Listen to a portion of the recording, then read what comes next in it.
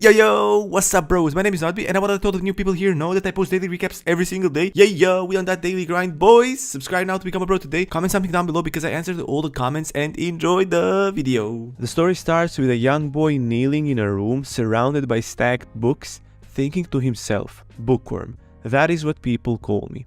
In the next scene, he opens a book lying on the floor and starts reading it, not caring how his friends and people are calling him, and actually agreeing with the fact that he indeed is a bookworm.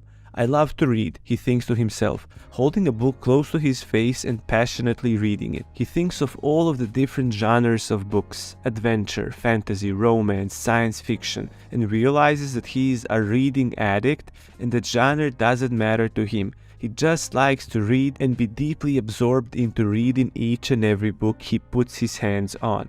The next scene shows a classroom full of students having conversations about something called Panji and its release date, and whether they watched the video of it or not. "Are you still reading? Hey!" yells a classmate whose name is Kim Yan-jung, and he's yelling at our bookworm whose name is Kang So-hyuk, who with a smile on his face was reading a book at his desk. Putting his hand on Kang's shoulder to draw his attention, Kim said that the school is over and it's time to go home. Kim and Kang have been in the same class for 8 years. With a mesmerizing look on his face, Kang placed his hand on Kim's hand and said, "Let's stop by the library first." Kim got surprised and a little bit scared hearing Kang's suggestion and quickly backed his hand from Kang's shoulder, telling him that he reads all day and asks him whether he gets tired at all. "Nope," Kang answered happily. "Come on, let's go to the library," Kang continued, as he already started walking out of the classroom. As they walked down the hall, Kim started talking about the Panji, and Kang showed interest, asking what Panji is. Kim explained that this is a new virtual reality game that is being released this year. He also said that there is a library in the game and asked Kang if he would like to try playing it. "There is a library in every video game. What's so interesting about this one?" Kang asked. Kim swiftly put his smartphone next to Kang's face and showed him a video of the game, saying that they made physical-looking copies of the books in-game. Kang's eyes opened widely as if he thought about something very important. "Aren't you interested?" Kim asked. "I found a way to solve my problem," Kang thought. This problem being how he wants to read many books, but he can't afford to read them all, but probably in the virtual reality he will be able to afford them. He ran away home whistling a song, looking quite happy. He entered his house and quickly sat in front of his computer, made a few clicks, and there it was. Panji Grand Open, December 31st. "There's 2 months until it's open. What are the specifications?" Kang said, showing great interest in the new Panji game. "It's been 5 years since I got my capsule," he said, deeply in thought, thinking how it lasts long, but it's not worth the price, and that he would have to save pocket money to buy real books. So he thought about asking mom and dad for it. His parents actually were very happy that he decided to play the games because they think he should act more like a kid, and they eagerly gave him their credit card, saying he could use all of the money they have because they would do anything just for Kang to start behaving like other kids his age and not just read books the whole time. Imagine having this problem. Just sit there for a moment and imagine having this problem, that your parents don't want you to read as much. Now back to the story, he bought the game using his parents' money. Fast forward at December 31st, midnight, Kang put his helmet on and sat in the capsule. He was a little bit afraid at first, and the game started connecting them. A beam-like light appeared, and just like that he accessed the game. Visibly confused, Kang was standing on a meadow while the wind blew, and Kang thought it's amazing that he can feel it. "Please go to the building in front of you." An instruction appeared out of nowhere. This wasn't here before, he thought, as a wooden house stood in front of him like it suddenly appeared out of nowhere. There was also a blue line on the floor as an indicator where he should go. He entered the house and there was a spotlight in the middle of the room, as if he was supposed to go and stand there. A message appeared saying that he can create a new character, give your character name. Then he proceeded choosing his appearance, seeing himself under that spotlight as if he is seeing a hologram. He saw a default in-game outfit and thought that even though changes are available, it would take too long to choose what he liked. He adjusted the age of the character and a message appeared saying that the character had been created. Kang touched the character and then he felt some kind of a sensation in his body, like something is about to happen. Sun Hyuk connected to the game and appeared in what seems to be a medieval city. There were many characters walking in the street, males and females wearing different outfits. He thought to himself how graphics look realistic, and then a small parchment appeared in front of him saying, "Find Helper Kazan, Central Square, offering a 1 gold reward for completing the task." Sun Hyuk realized that the square is a quest, but he was more interested about finding that library that his friend Kim talked about. In search of the library, he walked to the square and saw a line of people waiting for something, and since he was already there, he thought he could complete the quest. Next, Helper Kazan yelled, and Sun Hyuk approached him, greeting him and saying, "Hello. Welcome to Oren, I'll give you a guidebook," Helper Kazan said, telling Sun Hyuk that it will help him in his adventure.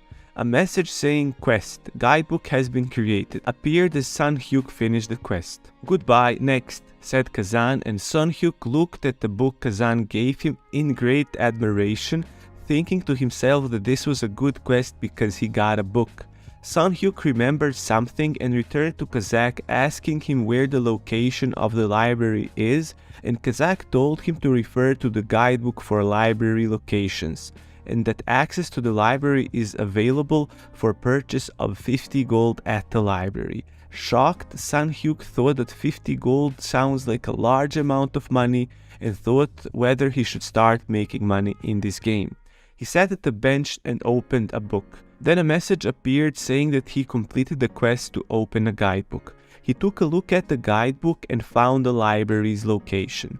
Sun Hyuk read the guidebook and learned about strength, agility, stamina, and wisdom. As he finished reading it, he closed the book and became determined to collect 50 gold needed for the access to library. "I wanna read it already, this is too much," said Sun Hyuk disappointedly. He walked up to the library and looked at it with awe. He realized that compared to the school library, this one is huge. His heart started pounding and he grabbed his shirt as if he was getting out of breath just thinking about all of the books inside this library. He kept looking at the library badly, wanting to get in, but he only had 15 gold and the library pass cost 50 gold. Hunger has fallen below 50%. A message suddenly appeared and he felt surprised at how quickly his character became hungry. Sun Hyuk checked the guidebook and it said that when hunger reaches 0%, all stats are reduced by 50%, and when hunger reaches minus 50%, you die, and in case of death you are back to level 1, there is a reduction of random number of stats from 1 to 3, and also, as a penalty, you won't be able to log in for a day. Imagine if the games today had this as a penalty when you die. That would be crazy. Now back to story, he realized that he would basically die if he spent all of his time just reading books. So he decided to find a piece of plain bread and he eats it. But also he knew that he can't survive on bread only and that he needed to spend more points on stamina. As soon as he took a bite, he realized that the bread is as hard as a stone. Sun Hyuk joined the North Training Center and started learning the basics on how to fight. The quest required him to destroy the scarecrow in the center of the training field, and the quest reward was 2 gold, crude leather armor top made of rabbit skin. Sun Hyuk thought that the sword was more like a stick since he's done no damage to the scarecrow despite hitting it multiple times. What is this, he thought, as he felt a slight change in his handling of the sword. Swoosh! Sun Hyuk hit the scarecrow with a critical strike and his agility increased by 1, and he also destroyed his first scarecrow. Then he destroyed another one, but this time his agility did not increase and he wondered why.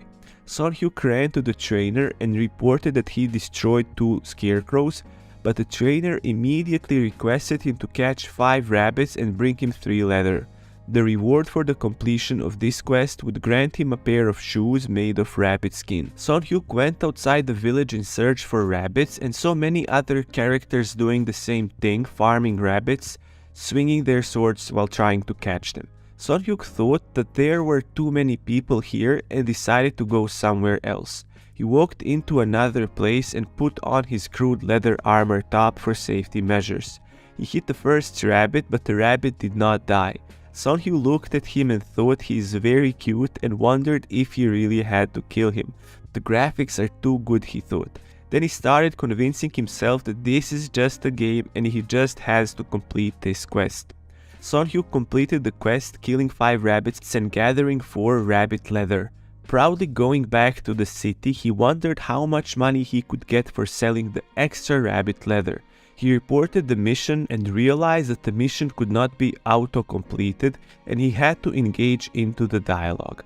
As a reward, Sonhyuk received his pair of shoes made of rabbit leather. The NPC character told Sonhyuk that the auto-completion function is still work in progress and the rewards can be received at specific NPCs. The NPC also said that the relationship with an NPC is important and it could be beneficial for the character.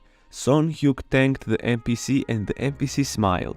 Then, as Sonhyuk was about to take the rabbit shoes, instead of the shoes, a brand new sword appeared in his hands, one that is better than a training sword. Sonhyuk realized that the reward probably changed because of his good attitude towards the NPC and thought that the sword would be very useful for future quests. The NPC then told him to go to the central square and find Kodra. Sonhyuk decided to finish all the quests in Oren before he moved to another town. He realized that when he leaves Oren he won't be able to come back and visit the library, so maybe there's a book that only Oren's library might have. The thought of that angered Sonhyuk, so he decided to collect more gold and get the library pass. Sonhyuk entered a shop and tried selling the extra rabbit leather he had. The lady in the shop told him he could get 1 gold for 4 pieces of leather, and Sonhyuk realized he needed 132 leathers for his access to the library. Sonhyuk went on in hope to collect all 132 leathers and finally entered the library. Now we can see some people who seem to be the developers of a game discussing the progress of players playing the Panji game. They're talking about players' achievements and whether anyone accessed the library yet. You see the 2 game developers continue talking about the game as the second one comments how it's almost impossible for players to enter in the library on the first day of the game because the fee is so high it's really difficult to earn it in a single day. They continue talking about how they will develop the game in the future when they notice a player with a first-class job has already appeared. They both get surprised by this and see that this person is working in the Devil's Palace, but comment how it still should be impossible for players to reach these jobs in a first day, thinking maybe he's a hacker, but one of the devs comments how the requirements for this job have been lowered so it's possible to achieve it in a day now, but how they should keep an eye on this just in case. Now we go back to our protagonist who is still hunting rabbits in order to gather their hides, and after the endless grind and getting 132 leather hides, he's finally done. He leveled up all the way to level 8 while doing this and has also gotten the title Orange Massacre because he killed over 100 rabbits in the area around Oren. Now he goes back to the shop and is talking to the NPC clerk once again as he presents her with all the leather he has gathered. Players around him are admiring how many rabbits he killed, while the NPC merchant lady offers him 35 gold for 132 leather hides. He gets a bit confused, saying that he's receiving 2 gold more than actually needed, and the NPC comments saying how this is a bonus because he has brought so much leather in a bulk. He thanks the NPC lady while being happy because he finally has 52 gold and can go to the library because he even has 2 gold more than needed.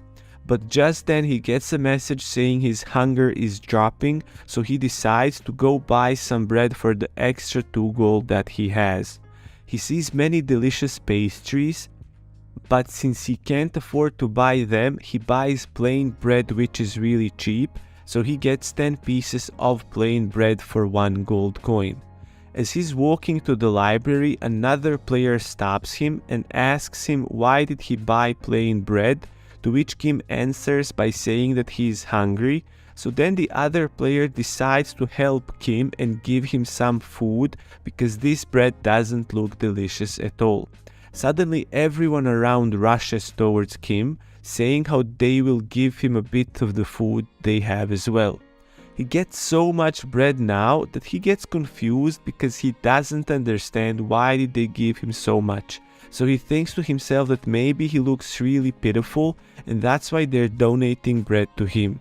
He looks at his inventory and sees that he has 112 plain bread pieces and 6 soft bread pieces, and thinks to himself how he can last long on this much bread. But now, finally, it's time for Kim to go to the library. As he enters the library and gets mesmerized by how many books there are all around him, another character suddenly appears behind him asking if Kim has a library pass, and this scares Kim.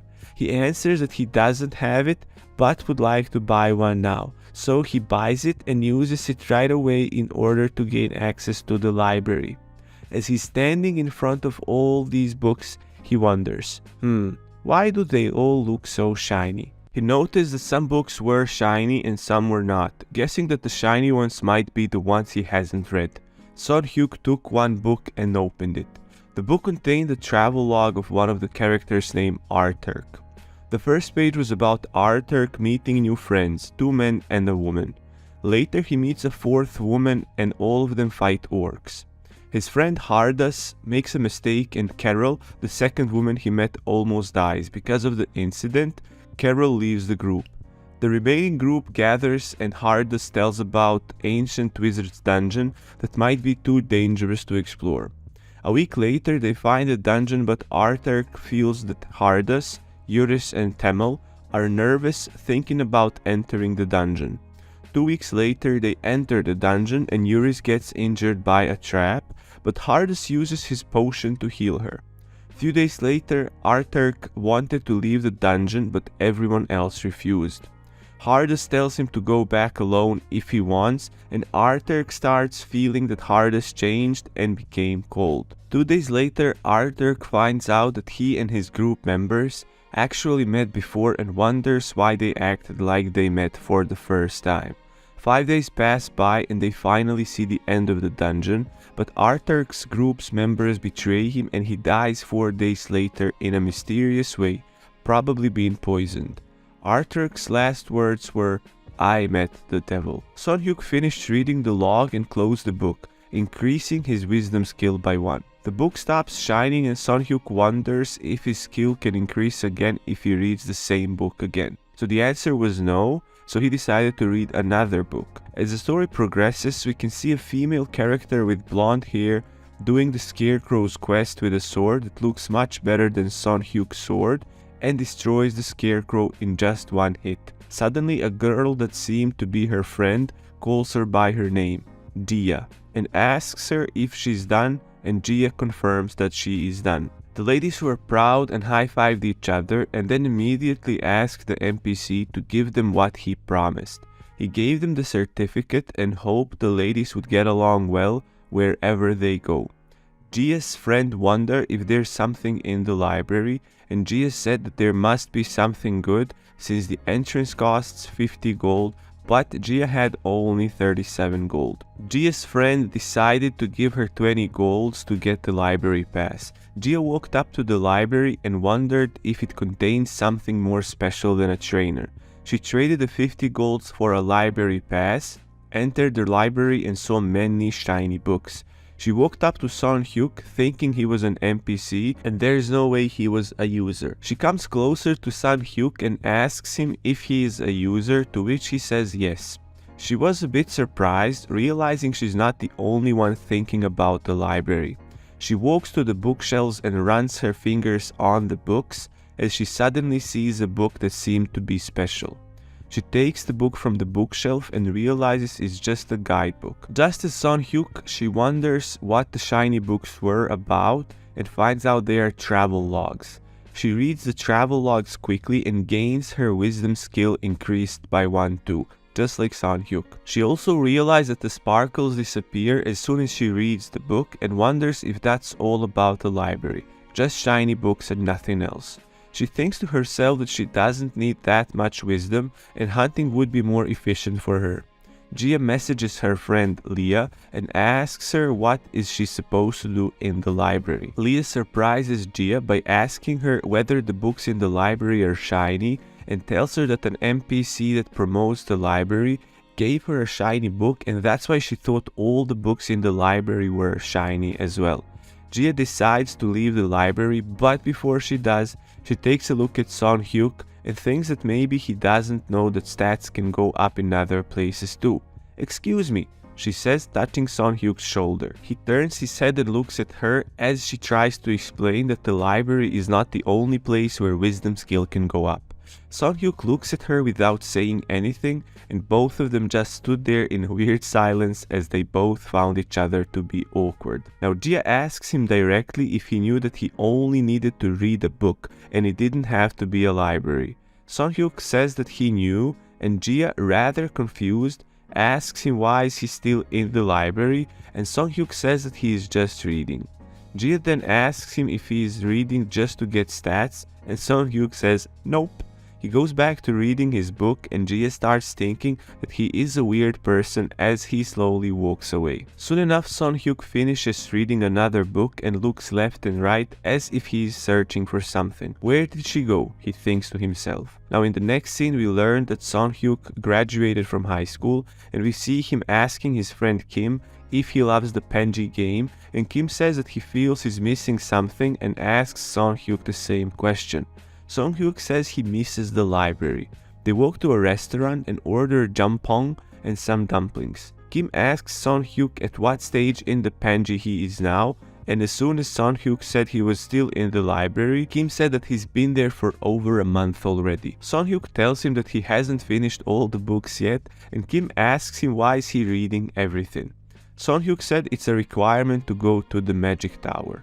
Kim asks him if he wants to become a wizard and tells him that going to the kingdom would be better since NPCs at the tower are terrible. Son Hyuk said he doesn't care and that he's only going for the library and proceeds eating his food. Kim looks at him in disbelief and tells him that he only reads books and that he actually never really started playing the game. Yep, Son Hyuk said, and Kim said he gives up trying to think that Son Hyuk would do anything else besides reading books. Then again, he asks him if he is really only going to read, and Son Hyuk says that he will also hunt and do quests. Kim rejoiced and called himself a semi-ranker, inviting Son Hyuk to join him and saying that he'll also need to complete the library quest. He asks Son Hyuk how long it's going to take to read all of the remaining books and how high his wisdom is, and Son Hyuk said it will take about 2 or 3 weeks and that his wisdom was 925. Kim was shocked and didn't believe what he heard, but Son Hyuk said his wisdom might be even a little bit higher. Son Hyuk also said that he is just a level 8, and Kim thought that a level 8 with a 925 wisdom is crazy stat, so he asked him how many books he has read. Son Hyuk explains that almost every time he reads a book, his stat increases by 1. For a moment, Kim deeply thinks about the wisdom scaling system and whether you raise your stats faster when your level is low. Kim warns Son Hyuk to never talk about his wisdom stat since it might get him in trouble, and Son Hyuk agrees. Then they talk about making a guild. In the next scene we see the two devs talking about a grade 3 job being discovered, and one of them says it's normal that someone discovered the grade 3 job since the game is up for almost 2 months already. Then the second dev looks at the screen with a surprised look on his face. What a surprise! A user in Oran's library acquired the title of Conqueror. The devs thought that nobody could acquire that title and found out that the character who acquired it is Son Hyuk. They look at his stat, which showed his wisdom level being 1321. They confirm that this is very much possible to achieve and confirm Kim's guess that at a lower level your experience requirement is lower, which means your stat can be raised merely by reading books. Devs saw that from the second day he only read books, and one of them said that if he has these stats at this level, it could mean that he might meet the achievement requirements. What requirements, the other dev asked. Descendant of the Master Sorcerer. The Master Sorcerer's descendant could be considered the strongest of the first class jobs, but the issue is that the requirement for obtaining that job is way easier than any other first class. This job was also created in case a user completely conquers Oran's library. like a gift for users who have achieved something incredibly ridiculous. The dev said that the requirement for this achievement is wisdom of over 1,000, and that the second requirement was that character's job had to be a wizard. One dev said that he could be heading on a longer journey to the kingdom instead of the mage tower. The devs also talk about the NPCs at the tower offering Son Hyuk jobs and a change of profession if he arrives at the tower and think, mentioning that these are the second and third level jobs, which are not to joke about. The next scene shows Son Hyuk reading and increasing his wisdom levels very fast, and finally reading all the books in Oden's library, acquiring the Conqueror of Oden's library achievement. Son Hyuk regretted reading all the books in the library, but he also felt quite satisfied with getting the achievement. His wisdom increases for another 10 points completing the Oden's library quest, and says the amount of wisdom is nothing compared to the time spent reading. He stretches on the chair and decides to go to the tower tomorrow. In the next scene we learn that Son Hyuk's dad and mom are enjoying the installment of their capsules so they could play Panji too. Son Hyuk thinks that because of that, the world is getting better and decides to get into the capsule and starts playing, wanting to meet Kim Jong-jung. He connects and appears in the library. Hello once again, he thinks to himself as he stands in the library. Thinking he'll forever remember the library, he looks at his library pass and guesses he won't be using it anymore. Son Hyuk goes to the central square, and with the help of a lady who seems to be an NPC that teleports characters to wherever they want to go, he quickly travels to the tower. He arrives at square 3, which is the wrong square, so he starts fast walking towards square 2 where he is supposed to meet Kim. While walking, he overhears a conversation of two people talking about a difficult but rewarding quest. Son Hyuk arrives at a crowded square too and hears someone calling his name. He turns around and starts waving at a man in armor with a helmet on his head. They start talking and Kim sends him a friend request and gives him a small pouch. Son Hyuk opens it and sees a huge amount of money, 200 gold. Surprised seeing the money, he asks his friend if he's really giving it all to him and talks about a hard time he had collecting 50 gold. His friend says that he is high ranked and that the amount of money he gave him is nothing for him. Kim advised him to buy an armor set since it is very important at the beginning, but they agree that there is no need for armor right now and it would be better to reach level 10 first. They parted ways and Kim said if he ever needs anything he could let him know. Son Hyuk decides to head to the novice hunting grounds, but first buys some fresh bread for the trip. He buys the expensive bread for 10 gold. Thinking about times when he tried to make one on his own, he realizes the one he just bought is way better. He starts walking towards the hunting grounds and walks past rabbits, thinking that the experience he would get from them would be too low. Then he enters what appears to be a private area and swiftly defeats a fox. The next scene shows devs being surprised and nervous about Son Hyuk's trip to the tower, and they decide to keep an eye on him, saying the NPCs will start moving in soon. One of the devs says that anyone with that level of wisdom would want a tower of their own and starts feeling worried because Son Hyuk might refuse special jobs offered by the NPCs and go back to the library. Son Hyuk swiftly continued killing foxes with his sword. He was happy reaching level 10, but realized that the difficulty dropped too much and he should change his job. In the next scene, he started running towards the library, reaching the central tower. He climbed the 4th floor, trying to get registered as a wizard. He gets welcomed by an NPC and expresses his wish to become a wizard. The NPC tells him to put his palm on top of a crystal ball. He does so and the crystal ball starts shining, which surprises the NPC. The ball cracks and the NPC tells Son Hyuk to take off his hand. The NPC couldn't believe his eyes and took out a spare mana measuring ball, thinking that the first one was malfunctioning. He tells him to place his hand on the new ball, but the same thing happens. It's the first time I've seen this tremendous light, the NPC thinks to himself. He places a piece of paper on the ball to measure Son Hyuk's talent level and the results stun him. SSS is what the paper showed, meaning Son Hyuk has an unmeasurable talent, and the NPC runs to another NPC, his boss, showing him the paper. The boss asked him who the person with such a skill is and whether the NPC who measured it is sure that Son Hyuk is not a wizard already. The NPC said that if a person uses the magic even once, the ball would not respond, and that's why it's impossible for Son Hyuk to be a wizard, and his boss agrees with the statement. The boss realizes that after such a long time, the meeting of the tower's leaders needs to be held and tells the NPC to inform the leaders about it. The boss then comes to Son Hyuk and they sit in an awkward silence while waiting for the leaders. Son Hyuk sees a quest log showing him that if he refuses the quest, the friendship with Kurza, the boss, will go down.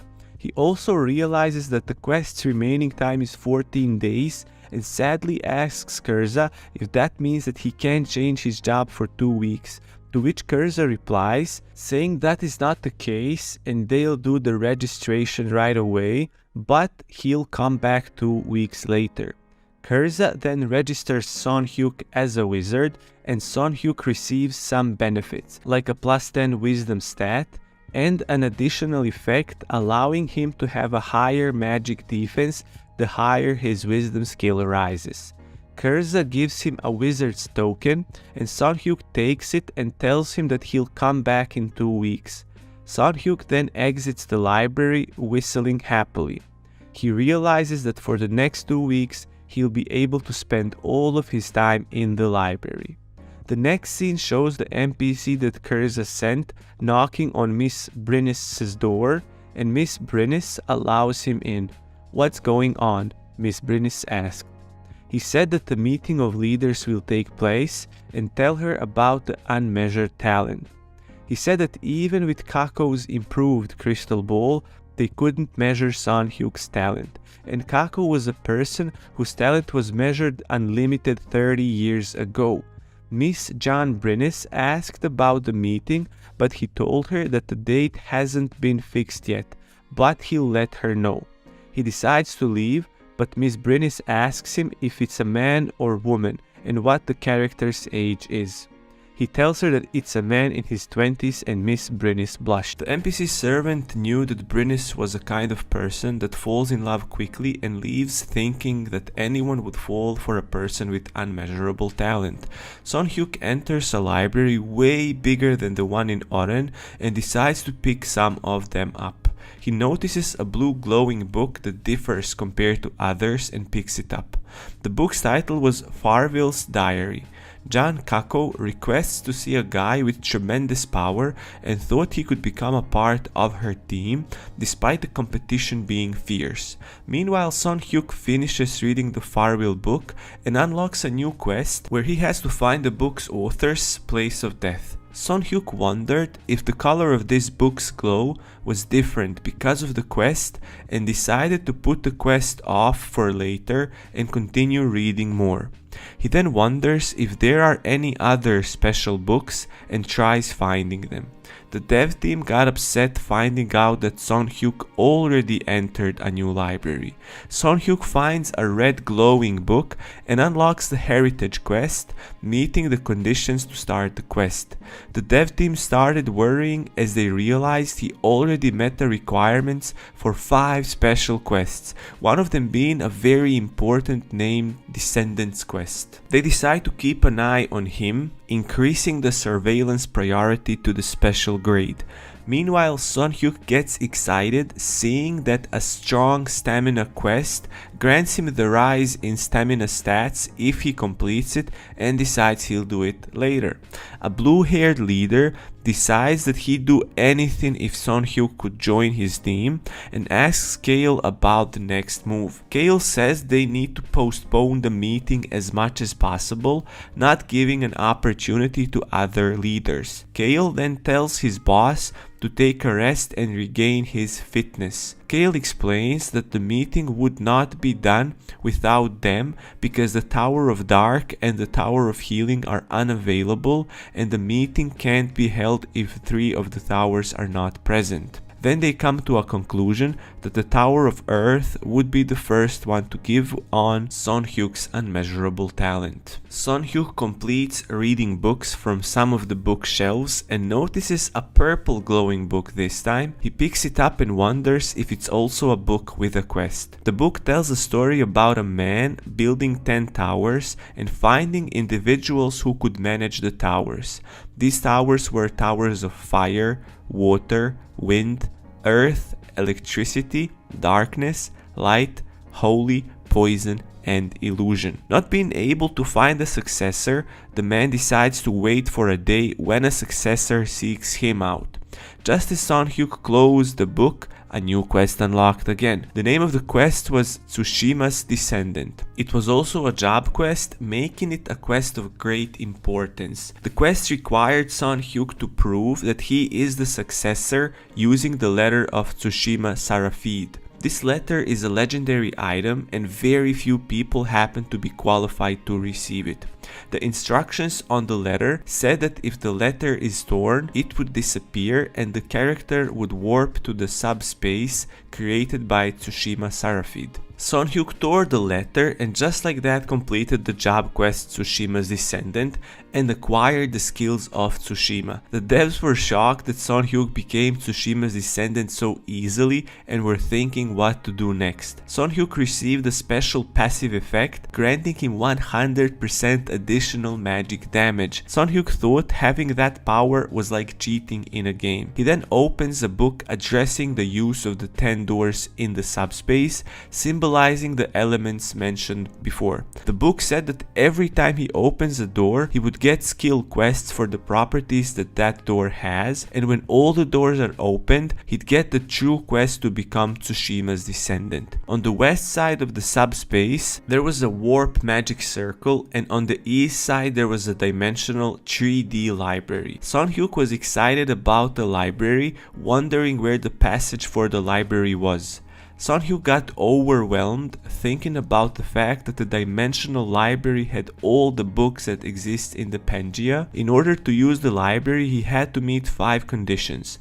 The first one requiring him to become a true Tsushima's Descendant. Each time he opens a new door, he would have to be 100 levels higher, with the exception of the first door that had no level requirement. It meant that he needed to be level 900 to open all the doors. The warp circle looked a bit scary and the library doors were locked in chains. He steps on a circle in front of the library, gaining a teleportation skill, and leans his hands on his whole body on the door, thinking he'll definitely open the door one day. Now Son Hyuk starts thinking about which door to enter, remembering that people recommended him entering water, fire and thunder. Water is less destructive, but it's the best choice if you want to enter a party, and I don't like joining in groups, he thinks to himself. He makes a final decision and chooses. After a couple of moments of thinking, he chose the fire door and a couple of quests, as well as skills activated already. Son Hyuk was surprised to have so many skills at level 10, but at the same time he showed huge happiness. At the Tower of Illusion, Jan Orek asks about Fabian's whereabouts. Fabian being the blonde guy who delayed the meeting for a week. Jan Kachu of the Tower of Healing and Fabian greet each other and Kachu goes straight to the main subject. In the next scene, we see a guy holding Rakan's staff with a high physical and magic attack attribute entering a library and accidentally meeting Son Hyuk. They say hello to each other and the guy with the staff wonders if Son Hyuk could see some books with other glows, since the staff guy saw one with a blue glow, probably because he leveled up his wisdom stats recently. Son Hyuk starts reading and the guy waits for him to finish, and this was a huge mistake because as soon as Son Hyuk finished, the guy asked him about the glowing color of the book he was holding. Son Hyuk said it's white and the guy said he saw a blue glow. They came to the conclusion that if you don't meet the requirements for the book's quest, or if one user completes the quest, then others can't do it, so the color of the glow would turn white. That also means that Son Hyuk is the only descendant of Tsushima. It was day 4 of the meeting when Fabian proposed an offer to Kako. In return, Kako asked for a black dragon, but Fabian offered her 200 grams of some sussy thing because they don't talk about what exactly it is, and they came to an agreement and shook hands. The dev team talked about Son Hyuk reading books the whole time and not doing the actual quest for a week, but they also knew that it's not like there's an infinite amount of books in the tower's library. The meeting came to an end and Kacho made a final decision, saying that the unmeasured talent, or in other words Son Hyuk, will be managed by the Poison Tower. Fabian celebrates as John Kodan of the Tower of Light, says that poison magic is special and no matter how talented a wizard may be, he'll get addicted to magic. He proceeds by asking what happens if the unmeasured talent has weak immunity to poison magic and whether Fabian would be willing to pass him to another tower if that happens to be the case. Fabian says he's okay with it, but mentioned that he also knows how to increase the immunity, reminiscing about himself having a very little immunity level at first too. Sitting in a library, Son Hyuk feels a sudden chill. Son Hyuk walks to the tower and Kurza gives him an envelope. The envelope said that it should be taken to the Poison Tower, but Son Hyuk exits the tower and encounters a young man that interrupted Son Hyuk earlier, telling him to wait in the line of the tower's entrance. In the next scene we see a group of people talking about Pangea and the son of the boss of a company asking one of the guys to help him out in the game. Earlier that day, when Son Hyuk skipped the line in front of the tower's entrance, the young boy asked himself why he had to stand in the line and Son Hyuk didn't, thinking he might be a person of importance. The boy asked Son Hyuk what he was doing in the tower, but Son Hyuk told him to not disturb him. The young guy decided to follow Son Hyuk in order to find out the truth of Son Hyuk's privilege. The devs were again frustrated with Son Hyuk spending his time in the library and not actually playing the game. The young guy following Son Hyuk entered the library and interrupted him saying, "If I were you, I would have changed my mind." Son Hyuk told him to stop with the annoyance, so the guy stepped back and said that if Son answered his questions, he would have helped him out later. "The moment you come out of the library, you're done," thought the young man, and he waited outside the library and waited and waited. Realizing that Son Hyuk is not exiting the library anytime soon, he opened the door and slammed his hand on the book Son Hyuk was reading, shouting, "Answer me!" Son refused and librarian NPC approached, telling the young man that if he continued shouting, he would be forcibly expelled and would not be able to enter the library for a month. The young guy logged out, plotting Son Hyuk's murder in a desire to steal his documents. The young man waited for Son to log and tried killing him with his electricity rod. Son Hyuk survived the attack and the man tried casting a spell again, but Son poisoned and paralyzed him. Meanwhile, Fabian got frustrated because Son Hyuk never came to visit him, so he sent Kale to find Son as soon as possible. Kale found out that Son Hyuk spent his time in the library and reported back to Fabian. Fabian was happy Son Hyuk was alive and not kidnapped, as he thought he was. Then he teleported to the streets and found Son fighting with the electricity boy and immediately tried saving Son Hyuk's life. Fabian cast a spell at Electricity Boy and he saved Son Hyuk, seemingly killing the Electricity Boy. Son Hyuk realizes he has to level up a bit as Fabian approaches him and with a smile on his face says, "Your precious body is fine." Son Hyuk asks him if he knew his name and he says his name is Fabian. Son Hyuk realizes he is one of the tower masters and thinks whether he should submit the envelope to Fabian or not. Son Hyuk gives him the envelope and Fabian tells him to come with him to the Poison Tower. Son refuses, but Fabian grabs his hands and pulls it, but unsuccessfully. Then he goes to the Poison Tower, telling Kale about the incident. Son Hyuk obviously wanted to read and not waste his time in the Poison Tower. The devs discussed some strange perks Son Hyuk received, thinking those were bugs, but they weren't. Fabian gives Son Hyuk poison and tells him to take it daily to boost his immunity. Son Hyuk decides to go on a hunt and buys a spell named Magic Missile. People mocked Son Hyuk being level 10 and trying to hunt, but as soon as he fired the magic missile, he one-shot the fox with ease. Son Hyuk checked his experience gained for killing the fox and realized he advanced just 1% towards the next level. Special jobs required more experience than regular jobs, so Son Hyuk's leveling leveling would be 5 times slower compared to players with normal jobs. Well, at least I have a promising profession, he thought. Soon he moves to wolves and starts leveling up using his sword and spells. It took him just 7 minutes to level up and he thought that was awesome. Just as he was about to leave, the king wolf appeared. Son Hyuk calculated if he would be able to defeat him, but he decided to retreat, so he ran away as fast as he could. Other players displayed great skills hunting as a team, defeating stronger animals using various attacking and healing spells. The team plan for most people was to have a tank, healer and mages, as that would be the easiest way to gain a lot of experience in a short time, without anyone suffering a lot or even dying. One group wanted to fight the wolves, but they encountered a wolf that didn't want to attack them. As soon as they started investigating the wolves' behavior, a huge explosion happened in the forests and birds flew out of their nests in trees.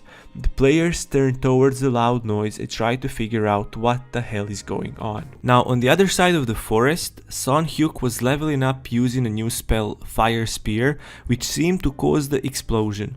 Using the health potions to recover his HP, Son Hyuk fought with wolves using the Fire Spear spell whenever it came back from cooldown. That's right, he couldn't just spam the spell. Each time he used it, it would go on a cooldown and then he would have to use another spell instead. He fires the fireball and magic missile to one-shot each and every target, realizing that this way of leveling was way easier than using the sword. He kept firing the spells continuously, causing lots of noise, but also gaining lots of experience too. Something caught his attention, and as soon as he turned his head, there it was, the king wolf, the beast he previously ran away from, knowing there's no way to defeat it. Now, looking very confident and determined, he decides to fight him. The king wolf was surrounded by weaker wolves, so Son Hyuk wanted to defeat them one by one first. He fired his spells at them and killed most of them, having only 2 more to go. First he hid in the bush waiting for the cooldowns and then fired his spells, killing them with ease. Deciding to wait for his cooldowns again, he hides behind a tree in hopes that the king wolf doesn't run away. A few seconds later, Son Hyuk reveals himself to the wolf and the wolf starts running towards him. Son Hyuk uses the fire spear first, hitting the wolf but still not killing him. Then he fires a magic missile and a fireball, hits it again, but the wolf stands there, still not dead. Seemingly confused, Son Hyuk looks at the wolf, seeing his eyes looking weird, thinking he's definitely fainted.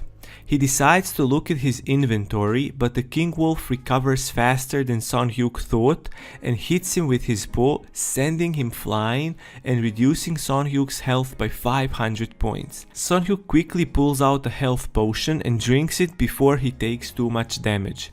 The angry wolf was ready to attack him again, but Son Hyuk's magic missile was ready to be used, so he fired it, killing the wolf at last. The king wolf's death disabled the wolf spawn for 5 minutes, and Son Hyuk acquired the Wolf Habitat Conqueror title, awarded to players who managed to kill the king wolf alone. Gaining the title made Son Hyuk happier than leveling up. At that moment, a group of players that heard the explosions came and inspected the king wolf's body while Son Hyuk hid behind a tree. He overheard their conversation where they talked about grabbing King Wolf's loot.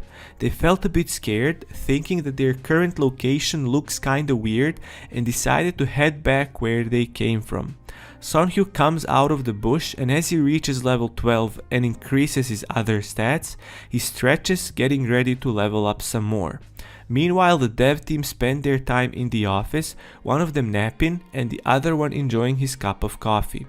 It seems that both of them are thinking about Son Hyuk's development in the game, and now they are witnessing him actually playing the game and hunting instead of just reading books the whole time in the library. Son Hyuk was already level 18 and the dev who napped was surprised, thinking that just a few minutes earlier Son Hyuk was just at level 10. They discussed his stay at the same hunting ground, killing the same creatures over and over again, saying that since other mages were unable to hunt the wolves by themselves, the spawn was free and Son Hyuk is now able to solo hunt as much as he wants. A few moments later, they realize he stopped hunting and went to the library. Let's go, Son Hyuk.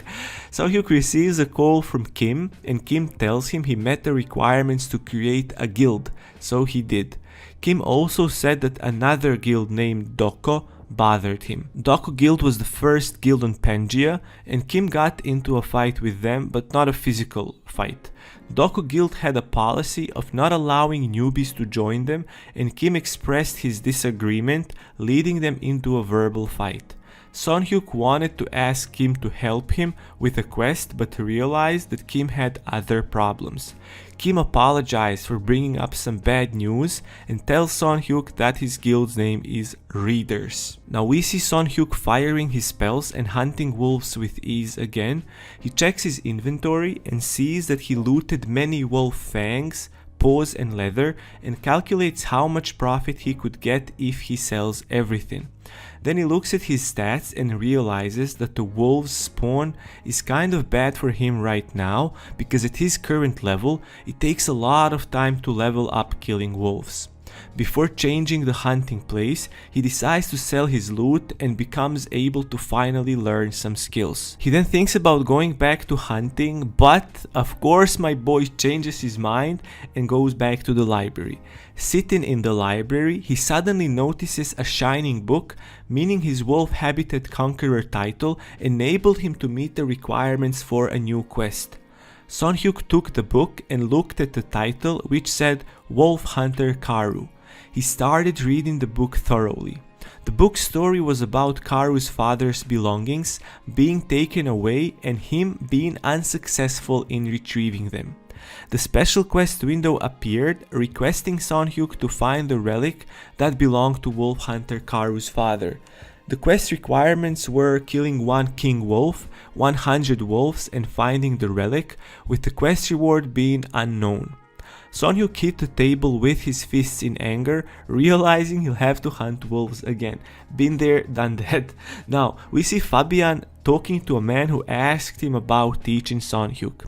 Fabian answered, saying that if Son Hyuk starts training with him, he'd just poison himself, since his immunity is still very weak. So the best thing for him would be to start strengthening his immunity first. With 29 days left for Son Hyuk to strengthen his poison immunity system and start the training, Fabian hints his servant that he should start preparing for all the things that will be needed until that day comes. He tells the servant that the poison of Karas is of great importance and it needs to be ready too, and then decides to pay a visit to Miss Brynis. Son Hyuk closes the Wolf Hunter Karu book, realizing that reading doesn't give him as much wisdom as it did before. He knew he had to continue leveling up, so he made a plan to go to the tower and buy some items, then travel to the poison tower and take the poison, and then finally go back to the wolf habitat and gain more experience. Walking to the poison tower, Son Hyuk wondered which spell should be next for purchase. There are certain spells he could learn by buying items from the fire tower, and their names are Firestorm, Flame, Firewall, and Hellfire. Each of these spells requires specific items from the fire tower store, and after purchasing them, the new spell would unlock. But of course, these items cost a lot of money. Son Hyuk started thinking about the spells and which one would suit him at the current moment, considering his level, amount of gold he had, and some other factors too. Son Hyuk arrived at the fire tower's shop, and a female NPC welcomed him, asking if she could help him. Son Hyuk asked about the price of the Lesser Demon Soul Stone, and after the NPC told him the price, he knew he needed exactly 350 gold to buy the Hellfire spell. Next, he chose between Firewall and Flame, and decided to buy the Firewall since Flame is a single target spell and it wouldn't go well with Hellfire. Son Hyuk bought one Lesser Demon Soul Stone and some other items needed for the Firewall and Hellfire spells. He became very happy and excited, purchasing new spells, and wanted to go to the wolves as soon as possible. Son Hyuk arrived at the poison tower and met with Fabian. Fabian welcomed him with a poison potion in his hand and told him to drink it, and he did, wondering what effect it would have on his body. His muscles became stiff and he got paralyzed for the next 30 minutes. The funny thing is he got paralyzed while standing, and he thought that 30 minutes of not being able to move is just too much. Fabian stood in front of him, waiting for the paralyzing effect to disappear by infusing him with his mana, lowering the time being paralyzed. The effect stopped after a few minutes, and Fabian thought it's incredible how the mana infusing effect worked way better than he thought, probably because of Son Hyuk's immeasurable talent. Son Hyuk moved his hands, realizing the paralyzing effect was over, and Fabian laughed, saying it's enough for the day. A 30-day quest window pops up, informing Son Hyuk that he lacks immunity to poison and that he should take the poison given by Fabian once a day. They say their goodbyes and Son Hyuk decides to go for a hunt. He throws a fire spear spell and one of the wolves start howling, calling for his friends. 5 of the wolves gather and Son Hyuk fires the Hellfire spell, which has a chain reaction and damages all of the wolves, killing them in a quick fashion. Really satisfying to do such thing in an RPG game. Now another wolf howls and Son Hyuk happily waits for them to arrive. After finishing the killing of 100 wolves, Son Hyuk tries finding the Wolf King, firing his spells and causing noise in an attempt to provoke and lure the Wolf King out. The Wolf King finally arrives and Son Hyuk casts the magic missile spell, hoping to kill the Wolf King and loot Karu's father's relic. Now we see him firing magic missile spell on the King Wolf in hopes he will get stunned by it now, and boom, after the explosion he really did. While the King Wolf was stunned, Son Hyuk used this time to cast his Firewall spell, making the Firewall emerge beneath the King Wolf and finally killing him off. The message pops up again saying that the King Wolf is defeated and that for the next 5 minutes all wolves in this area are in a state of fear. After completing the quest, he receives a map for a reward and realizes that it's a map of a Matab library and there's a certain bookshelf circled on the map. Since he over-leveled the wolf area now, he decided to go grind some levels up against different kinds of mobs and went all the way to the Treant area, thinking it will be really easy for him because trees are weak to fire, and his spell arsenal is consisted of all fire school spells. And he was right, it was so easy killing the Treants and he leveled up so fast, realizing his wisdom was really high, so if he had more confidence in him and came here earlier, he would have leveled up even faster. He continues farming the Treants, but this time thinking that as soon as his experience gains slow down, he'll go to the higher hunting area. Now we see devs concerned because Archmage Descendant job is a top tier job and requires a lot of experience to reach, but at the speed Son Hyuk is leveling at right now, he'll reach it in no time. One of the devs explained that he probably started hunting and grinding XP because of Pavian, because before meeting Pavian, all he did was read books, but now all of a sudden he is hunting. As they are talking, Son Hyuk continues racking up XP and leveling up insanely fast. So fast that devs comment how even the hunting king wasn't this fast at leveling, and if he continues going at this pace, he'll reach level 100 real soon and unlock the second gate.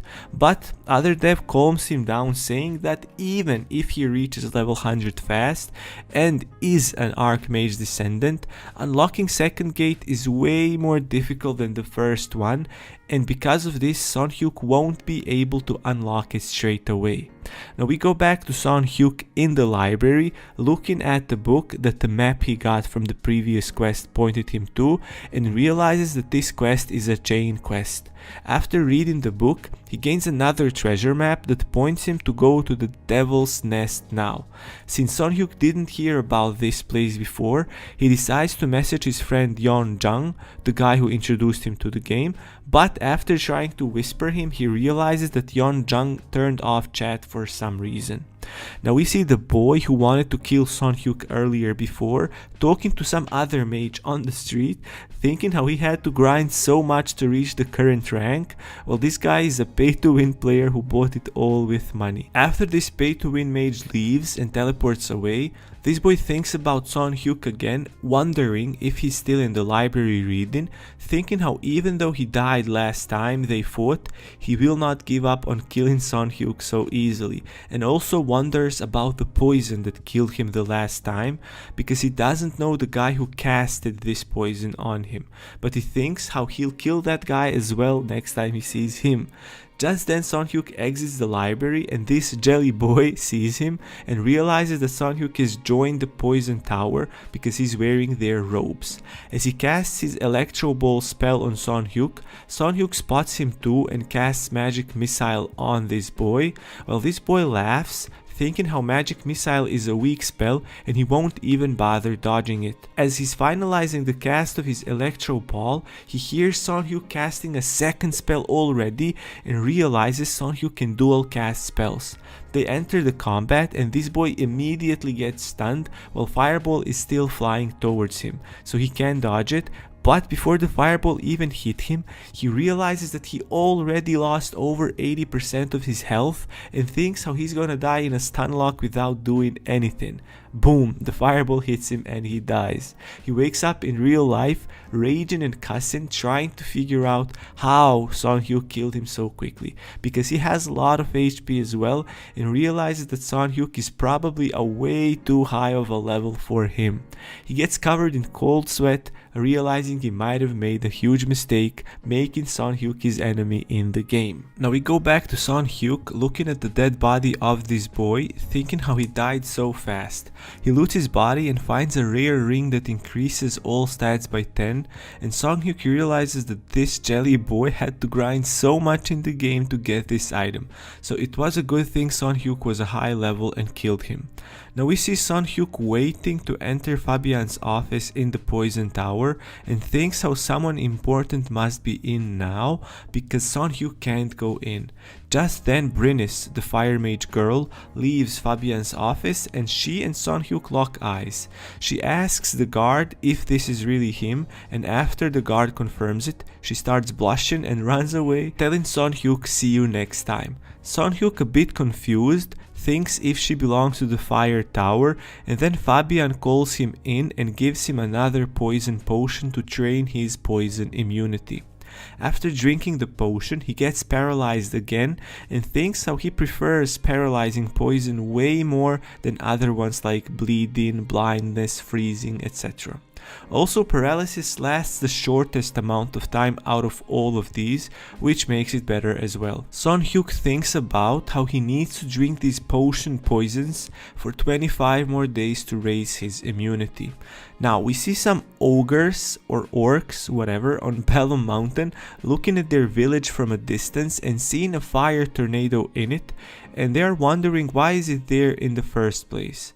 They rush in the village and see all of their friends and family dead, and then they see Son Hyuk, who was just casually leveling here. Bros, why are they giving us an insight into the lives of mobs we grind in the games? I don't want to feel sorry for them, I just want to loot them, get their get experience from killing them and go on to kill more of their family and friends. What the hell, guys? So as this orc takes out his axe to try and kill Son Hyuk now, Son Hyuk casts his Inferno spell on this orc, giving him a ticking fire dot that starts burning his body slowly. As the orc charges at Son Hyuk, he casts a magic missile on him and boom, he manages to defeat this orc, who was also a chieftain of this clan. But then a message appears saying these orcs will now fall in the state of chaos, which will increase their damage by 50%, but decrease their defenses by 50% as well. As Son Hyuk looks up, there is another bigger orc charging at him, and as Son Hyuk tries to cast a spell to kill him, an arrow hits this orc in the head from the back. Then we see another player who's a hunter, and he introduces himself to Son Hyuk, saying his name is Doran. He apologizes to Son Hyuk, saying how he didn't know that Son Hyuk was hunting here, but Son Hyuk responds by saying, "No problem, I wasn't hunting here." Now for a moment, both of them, they stare at each other in confusion, and then at the same time continue killing the orcs. Doran then asks Son Hyuk if he's going to continue hunting here or what, because if he will, Doran will go to other place and hunt trolls instead. Son Hyuk awkwardly says that he will be hunting orcs right now after all, so Doran leaves and wishes Son Hyuk good luck. Before leaving, Doran inspected Son Hyuk, and after seeing how high of a level he is, thinks how it's really weird for Son Hyuk to not be in a guild yet. He reports this to his guild leader, who doesn't believe him, and Doran tells him that there's no need for him to lie about this, and if he had an option to invite to guild, he would invite him, and doesn't understand why can't he invite people to the guild in the first place, since he's the vice leader of the guild after all. His guild leader tells Doran that he'll give him 5k gold if there's really a player above level 250 that's not in a guild, and another 5k gold if Doran recruits such a player to their guild. Doran happily leaves, thinking how it would be nice if Son Hyuk joined their guild. Now we see Doran decides to keep killing orcs and fires a death arrow at one of them. The orcs scream, but as the arrow hits his chest, he stops and looks at his skin turning black. A second later, the orc explodes and all of the other orcs around him die too. Doran just stands there in smoke and thinks where Son Hyuk could be. Meanwhile, Son Hyuk was on the other side of the hunting place, casting his spells and killing orcs one by one. The orcs charged at him, but Son Hyuk would just cast the spells and watch them burn, since they couldn't even come close to him. A moment later, a very different kind of orc approaches and stomps the ground with his foot. This was the chief of the Red Orc tribe, Kauzo, and he could speak human language. Kauzo's appearance was different compared to the regular orcs, since he had an armor and a helmet on. Son Hyuk doesn't overthink about his appearance too much and just fires one of his spells in attempt to finish him off quickly. The spell hits Kauzo, but he just stands there unbothered, swinging his club and growling. Son Hyuk was a bit surprised, but decided to cast the magic missile spell since Kauzo was still standing. Magic missile spell hits him, and Kauzo, despite his dangerous looks, growls for the last time, and his dreams of defeating a human disappear as he falls down and dies.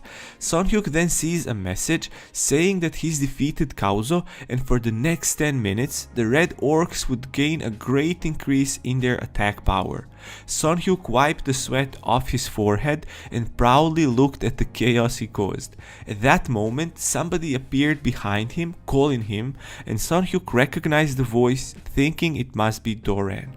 He nervously turns towards Doran and greets him. Doran smiles and wholeheartedly invites Son Hyuk to join his guild. Son Hyuk seemed a bit confused, but Doran tried to explain, saying he would really like it if Son Hyuk joined his guild.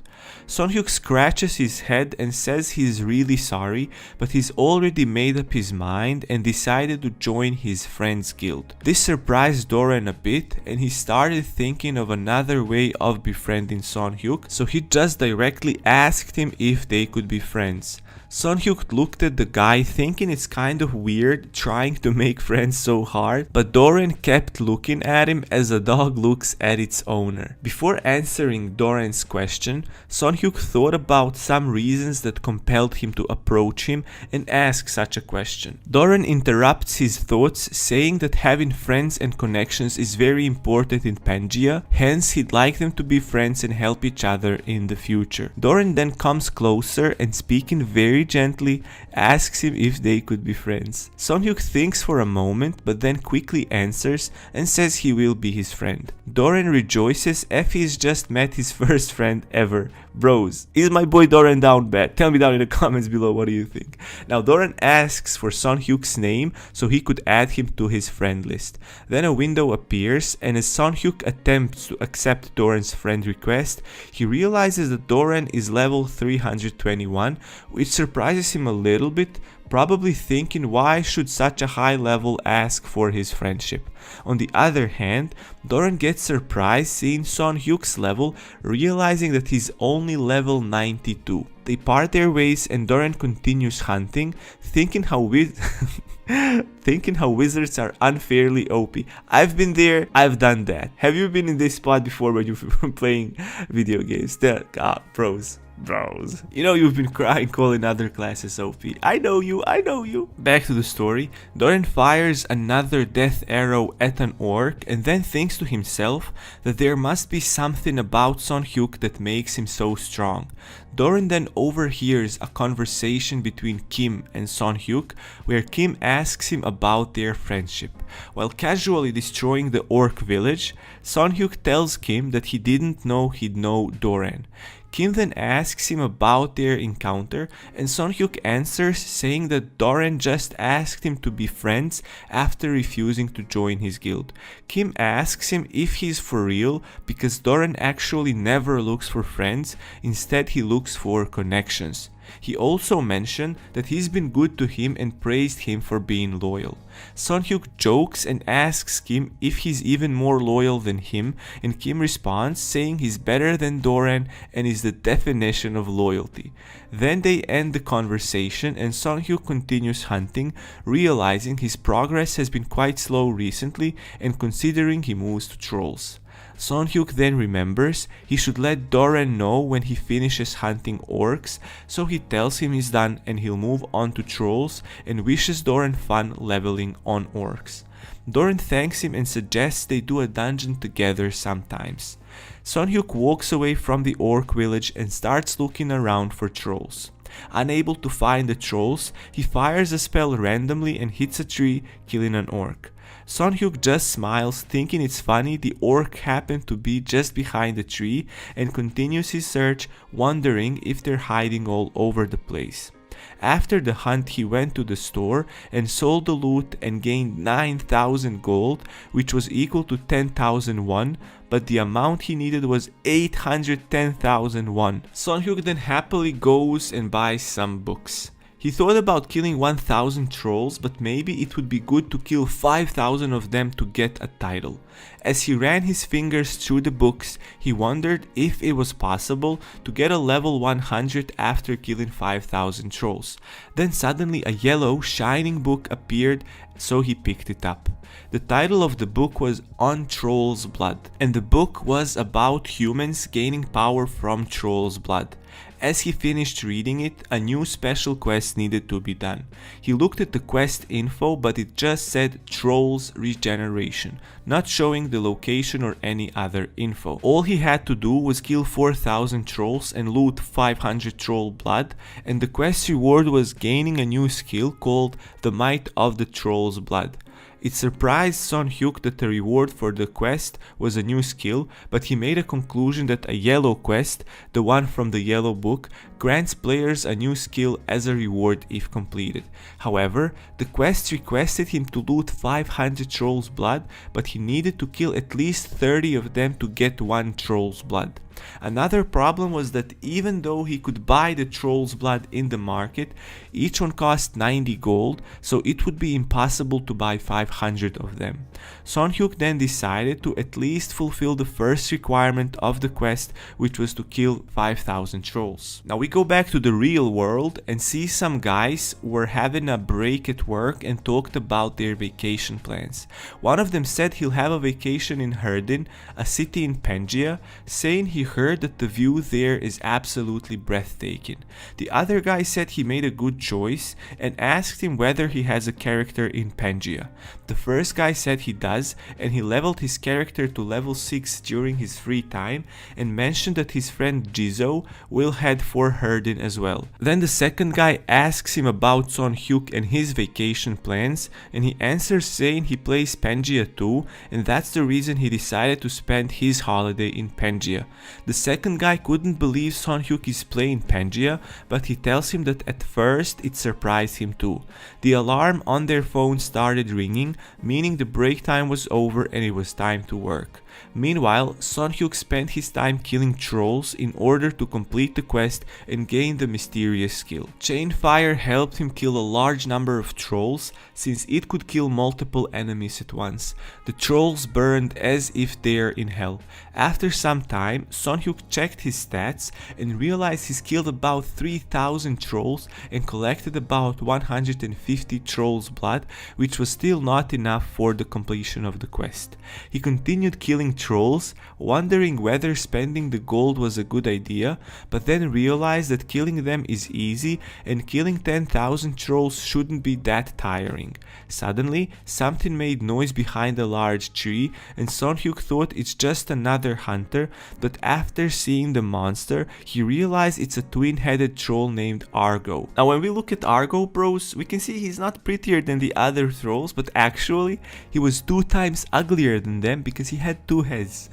So Son Hyuk didn't know there was a boss in the trolls area, and Argo immediately swung his club at Son Hyuk but luckily missed. Son Hyuk thought that if he got hit by the troll he'd die at the spot. He fired a firestorm and the troll screamed in pain. Then a flame spell followed, then a magic missile and fire spear, and Argo disappeared in smoke.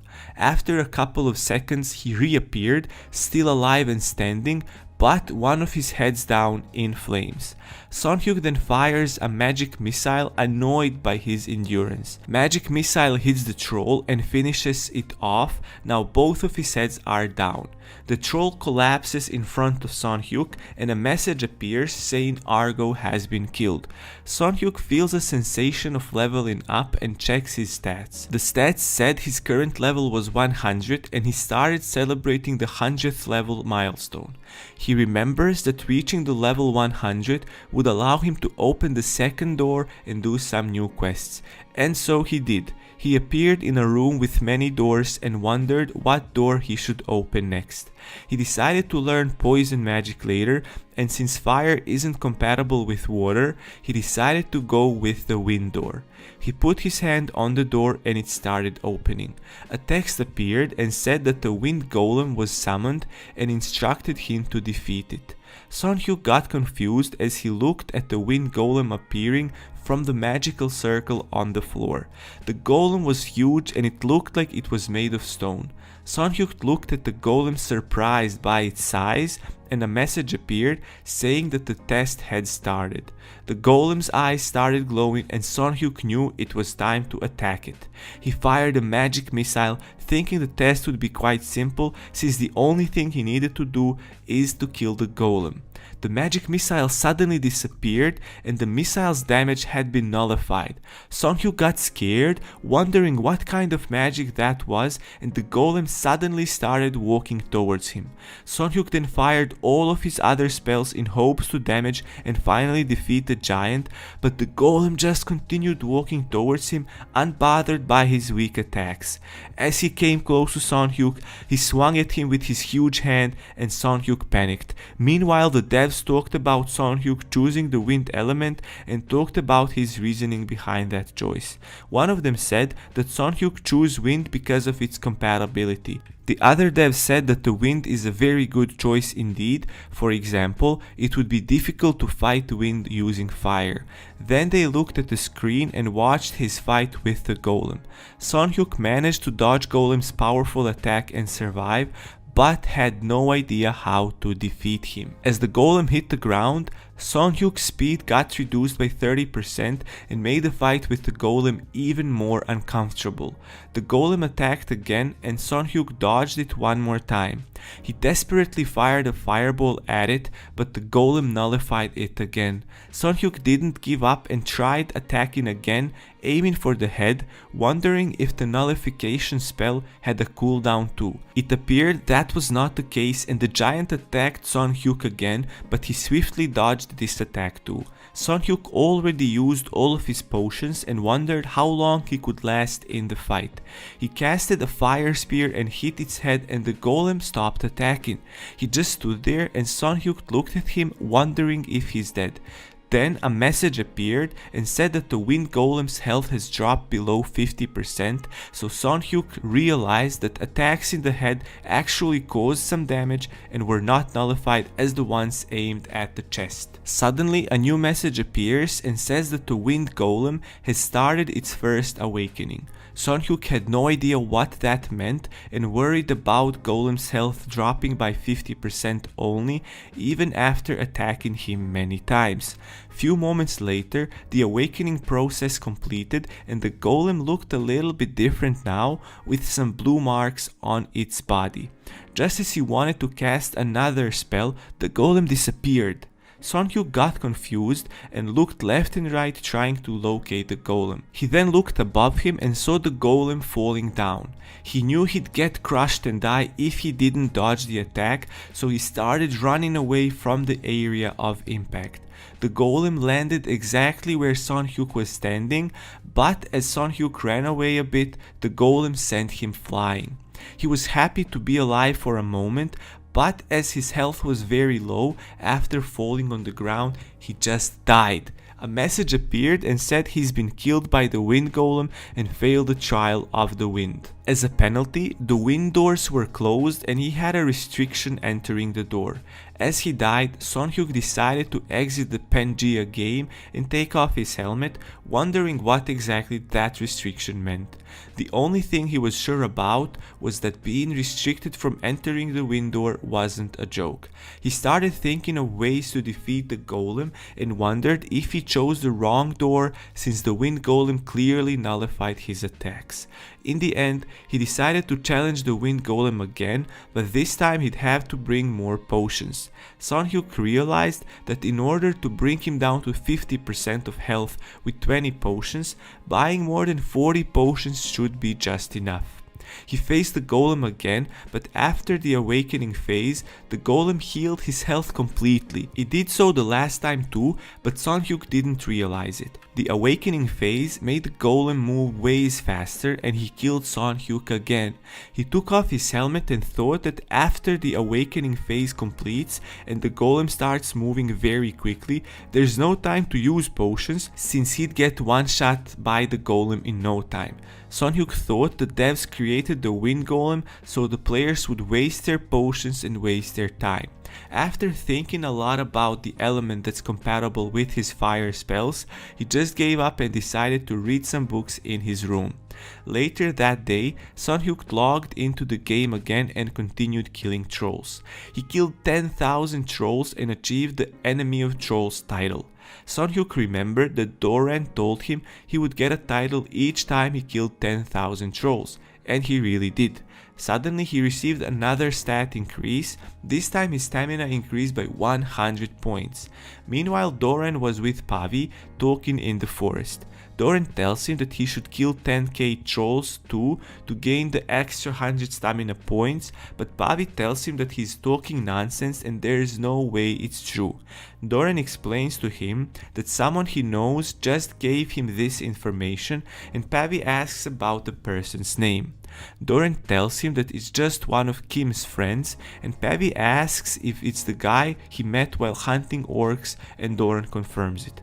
While Pavi thought that killing 10k trolls would be very exhausting, Doran thought it's just amazing and hoped to finish the task too, hunting trolls whenever he had some free time. Doran then tells Pavi about the Dokko guild and a guy named Kevin getting kicked out, saying it all started with their commander who suddenly started player kicking. Pavi tells Doran that the player kicking commander is the right-hand man of the Nebula faction, and two of them continue talking about Kevin and the crash of the Dokko guild, mentioning that there will definitely be a new guild in Headland. Son Hyuk went to the shop and bought 80 more trolls' blood, meaning he finally managed to collect all of them. After fulfilling all the conditions, he checked his quest log and wondered what the special skill would be. A window appeared and said he finished the quest and was rewarded with a new skill. The new skill was a passive one, giving him a special effect of recovering his health 2 times faster and doubling his total HP. Son Hyuk thought it's crazy his health is doubled, so he quickly checked his stats and saw a whopping 56k health. He started thinking, wondering if he'd be able to defeat the Wind Golem after his health increase and health regeneration double increase. Now Son Hyuk finally comes to the conclusion that if the golem's speed and damage are taken into consideration, there's no way of defeating it even with health being doubled. Son Hyuk came back to Fabian and asked him if the poison he held in his hand was the last one he's going to use to strengthen his immunity to poison. Fabian told him it was the last one, proud of his young apprentice. Son Hyuk took a close look at the poison and thought it looked kind of scary. Despite its weird color, he quickly chugged the potion and wondered what effect it would have on his body, while Fabian looked at him proudly. Fabian then asked him about the potion's taste, and Son Hyuk told him it tasted kinda sweet. He explained to Son Hyuk that the sweet taste means his immunity has greatly increased and congratulated him. Son Hyuk completed the 30-day journey quest and acquired a Poison Master title. His teacher told him that he's ready and asked if he would like to learn about poison magic. He answered saying he's ready, and Fabian walked up to one of the shelves and told him to wait until he finds something. He picked up one of the books and gave it to Son Hyuk. He took the book and looked at its white light, knowing that the white books are offering skill quests. Son Hyuk then tried asking his teacher why he would give him a book, but Fabian said that the best way to study poison magic is to study it by yourself, so that's why he's giving him a book to read. Fabian promised him that since he already is very talented and his immunity has increased, he'll be able to succeed learning about poison magic in at least 1 or 2 tries. Son Hyuk was not sure whether he'd be able to use his mana and cast poison spells, but Fabian reassured him he would and told Son Hyuk that he had prepared all the materials required for casting magic and to come visit him anytime. Son Hyuk understood that some materials are necessary, but he had no idea what they would look like. Then he suddenly thought about opening the prison door, wondering if that could be a good idea and whether he'd be able to complete all the skill quests.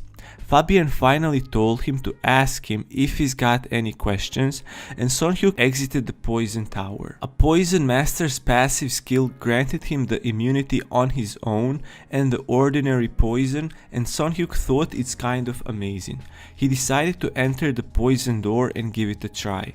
Inside, the poison toad waited for him, and the task was to either defeat it or survive for 30 minutes. The fog was huge and there was a thick foggy cloud underneath it.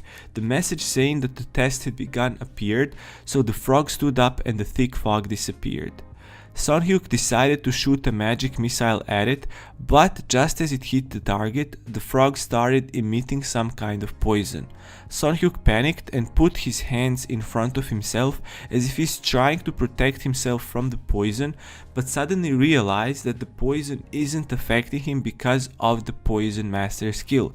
He thought about waiting for 30 minutes, but he wasn't sure if the frog would get any stronger if he waited, so Son Hyuk decided to fire some spells. He realizes that fire burns the poison, so he cast all of his fire spells, wondering if the toad has a second stage too, just like the Wind Golem. But surprisingly, a message appeared and said the toad has been defeated and he passed the test. A couple of skill quests for the poison area activated, and Son Hyuk couldn't believe his eyes, surprised that he managed to defeat the toad so easily. Thinking of the OP golem in the wind area, he thought that the difference in difficulty level between these two bosses he faced was huge and there should be some kind of balancing. The first two poison skill quests he saw were Poison Blast and Poison Fog, so Son Hyuk decided to get the materials to be able to use these spells. He then looks at the stats and realizes the Master Sorcerer ability, the passive skill granted him 100% additional damage in Magic Attract and reduced his cooldowns strengthened too. Seeing that not only fire spells but all of his spells would have a reduced cooldown from now on, he thought it's kind of OP. Sun-hyuk got a bit carried away by his skill and wondered if he could open another door and defeat another boss too. He arrived at the Poison Tower the next day and talked to Fabian about the materials needed for poison magic. Sun-hyuk listed all of the things he wanted to buy and Fabian wrote it down on paper. The list was huge and Fabian was surprised by Sun-hyuk's interest in poison magic. After ordering the materials, Fabian told him to come back tomorrow until he prepares everything, thinking that this kind of behavior could be expected of the unmeasurable talent. Sun-hyuk went to the library to pick up some books and thought about the family vacation being only 3 days away. As he browsed through the books, he saw a purple one, wondering why is it purple since he already read it before. Sun-hyuk looked at the book and realized that he probably fulfilled a condition by opening the poison door, and now he's able to start a quest with the book. Upon this realization, he starts looking for some other shining books. A few seconds later, Sun-hyuk found a book that taught fire magic. He opened the book and started reading until he stumbled upon a page that talked about the primal flame skill, wondering if he'd acquire the spell if he completes reading the whole book. And so he did. He finished reading it, but the only message that popped up was the one saying that his wisdom has been greatly increased. It was the first time for him to see a message like this, so he decided to check his stats. His wisdom increased by a staggering 500 points, and Sun-hyuk got flabbergasted by this fact, just like I did right now. He looked at the first book he picked up when he came to the library and wondered if that book would increase his wisdom by 500 too.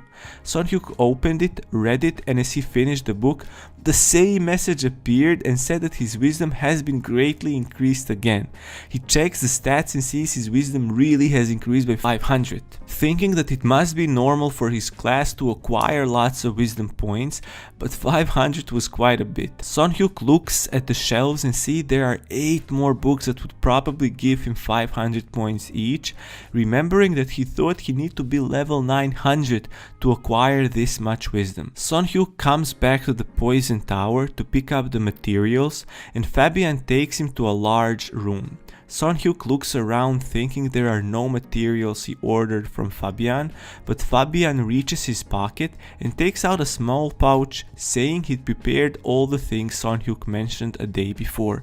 He takes the bag thinking there's no way all of the materials could fit inside since he ordered hundreds of them.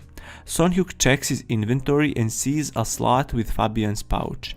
He opens the slot and realizes that all of the items are stacked in the slots of the pouch, just as they are in every RPG game. Sun-hyuk then uses the items to complete the skill quests and obtains 2 new poison spells called Poison Tentacles and Poison Fog.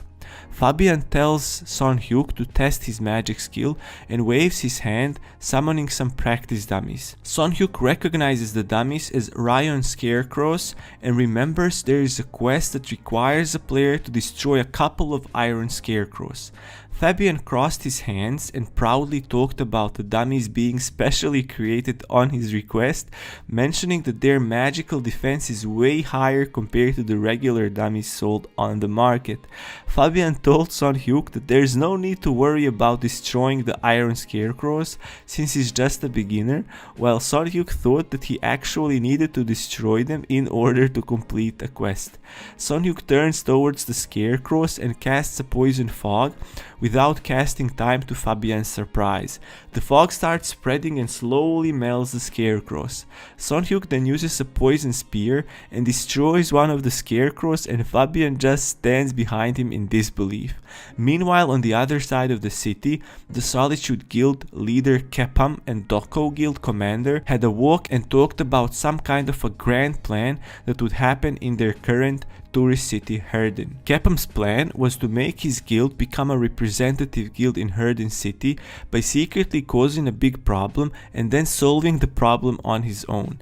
He needed some help to cause the mess and he knew exactly who to talk to. Doko, guild commander, praised Kepam and then they parted their ways. Kepam checked the list of some of the other guild's members and found a guy named Loken. Loken was a member of the Devil Guild and Capcom offered him to do some PKing in exchange for gold. Loken told him that if he does, that then he won't be able to use Herden anymore and that would be a disaster. Capcom then offered him a large amount of gold and Loken told him he would talk to his people and make a final decision. Capcom waited in the office while Loken talked to his people and explained that Capcom made a guild named Solitude and is aiming for the representative guild's position. One of the guys listening to Loken told him that it's crazy to think that a newly created guild could become the representative guild, but Loken explained Capcom's plan. He said that all they had to do was kill some player at 10 o'clock tomorrow morning and then Capcom would save the city by hunting down the PKs. When that happens, Capcom would kill one of person that PK'd and that person would be himself, Loken, and the rest would escape. Loken then encouraged his guild members by explaining that it's worth because they'd get 200,000 gold for doing so and asked them if they agree. Loken entered the office and told Capcom that they would take the money and do as he requested. They shook hands and Capcom reminded him of what he has to do tomorrow morning. Now we see Son Hyuk's parents discussing their holiday's departure time. Son Hyuk told them they could go first since he won't be able to go to Herden City yet and asked where they had logged out their characters. His mother said her character was near the warp gate in front of a restaurant, saying it's a beautiful place, but not knowing that the mass PKing will happen exactly there. Son Hyuk said he'll see them at the restaurant and went to his room to log in into Pangaea. He logged in and told the NPC to take him to Erdan. He went to Erdan and as he walked down the street, he overheard a conversation of two people talking about some kind of mess happening in Herden at the moment. People talked about the Devil's Guild Loken group PKing around the warp gate, saying that they're only killing beginners. Another person said that the Devil's Guild is quite powerful and not even NPC guards could stop them. Knowing that his parents are beginners and in great danger, Son Hyuk quickly travels to Herden and hopes his parents are still alive. He quickly walked down the street through crowds of scared and nervous people, but as he walked past them, some of the people got shot by arrows. He finally found the restaurant his mother talked about and opened the door just to see a bunch of dead people on the floor. He carefully looked around trying to find his parents and when he did, they were already dead. Oh no, these guys are in for a trouble now. Son Hyuk realized that there is no need to be scared or hide and revenge was the only way to deal with such terrible players. Son Hyuk turned back and saw one of the players shooting arrows at citizens. Son Hyuk fires a fire spell at him and a message appears saying that he is now in a hostile state with the user he attacked. Then another message appeared and said that the user he shot at has a high crime rate and Son Hyuk's crime rate would not rise, meaning there's no penalty for him to kill this player. The player did not die immediately, so Son Hyuk casted a poison spear spell and killed the opponent. Loken and his friends were surprised to see the Mandara guy die in only 2 hits, thinking the guy who killed him was probably a special player. Son Hyuk then attacked them too, killing Loken's friend Hayden in 1 hit. Loken dodges Son Hyuk's next attack, but Son Hyuk manages to hit him with the next one. Loken couldn't believe anyone would be brave enough to attack him or his guild members because they would be able to kill him without getting a penalty. Son Hyuk just stood there and calmly fired a poison spear, killing Loken at spot. Some of the survivors suddenly started talking about Son Hyuk's skills and abilities to single-handedly destroy Loken's group. Son Hyuk didn't care about their comments and just logged out of the game, angry because his family's vacation was ruined. Meanwhile, Loken's members exchanged some messages and discussed their sudden deaths and defeat. Hayden and Mandara were surprised that a solo player with no backup destroyed them in seconds. Hayden wondered if Son Hyuk even knew about their guild, thinking it would be very scary if he did know about it and still attack them. Loken complained about Capcom calling him and telling him to attack the players again after their penalties were over. Capcom also told him that he'll find the guy who killed him and his friends and handle it through his guild. Mandara and Hayden continued talking about finding Son Hyuk and attacking him as a team. Son-hyuk entered the living room and started apologizing to his parents because he couldn't arrive earlier to save them, but they told him there was no need to apologize since he couldn't do anything and they were the bad guys, so it could have happened to anyone at any time. Son-hyuk walked back to his room, wondering if they've done the PKing just for fun. He decided to call Kim and ask him if he knew anything about the Guild Devil. Kim said that he knew who they were, and Son-hyuk told him about the massacre that happened earlier that day. Kim got surprised and angry hearing the news and told Son-hyuk to find a guild as soon as possible. Son-hyuk asked why such a hurry, and Kim explained that there's a rule in the Devil Guild where they hunt down players who kill their guild members, even if their guild members did something wrong, and since this was the case with Son-hyuk, he needed to find protection in joining a guild as soon as possible. Son-hyuk thought their policy was dumb and they should actually apologize and not avenge their criminal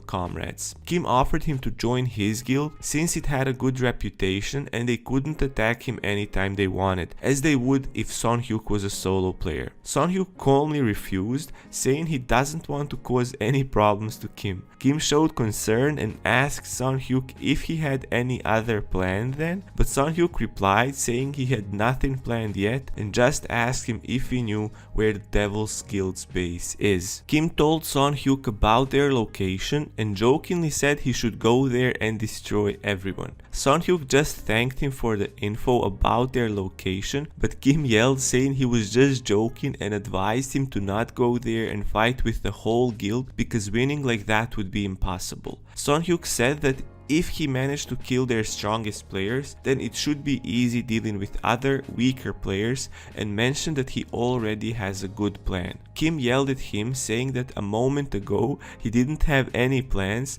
but Son-hyuk said he just thought of it and they'll talk later. At that moment Kim realized that they really made Son-hyuk angry. The Devil Guild leader Bal sat in his office reading a book and talked to his subordinates about Son-hyuk's killing of their guild members. The subordinates couldn't believe all three of them died by a mere magician, but Bal convinced him that was the case. The subordinate mentioned that Mandara was even called the magician killer, and it's crazy to think he died in just 2 hits. Bal then tells his subordinate to ask Rhino about the incident since he's the Poison Tower's branch manager, therefore he definitely know more about it, and orders him to send their best guy to Herdin City. Meanwhile, Son-hyuk sat in front of his computer and investigated more about the Devil Guild. He found out that if someone would harm their guild member, that person would be killed at least 5 times. Son-hyuk then thinks to himself that when the vacation finally ends, he'd show them what a real devil is like.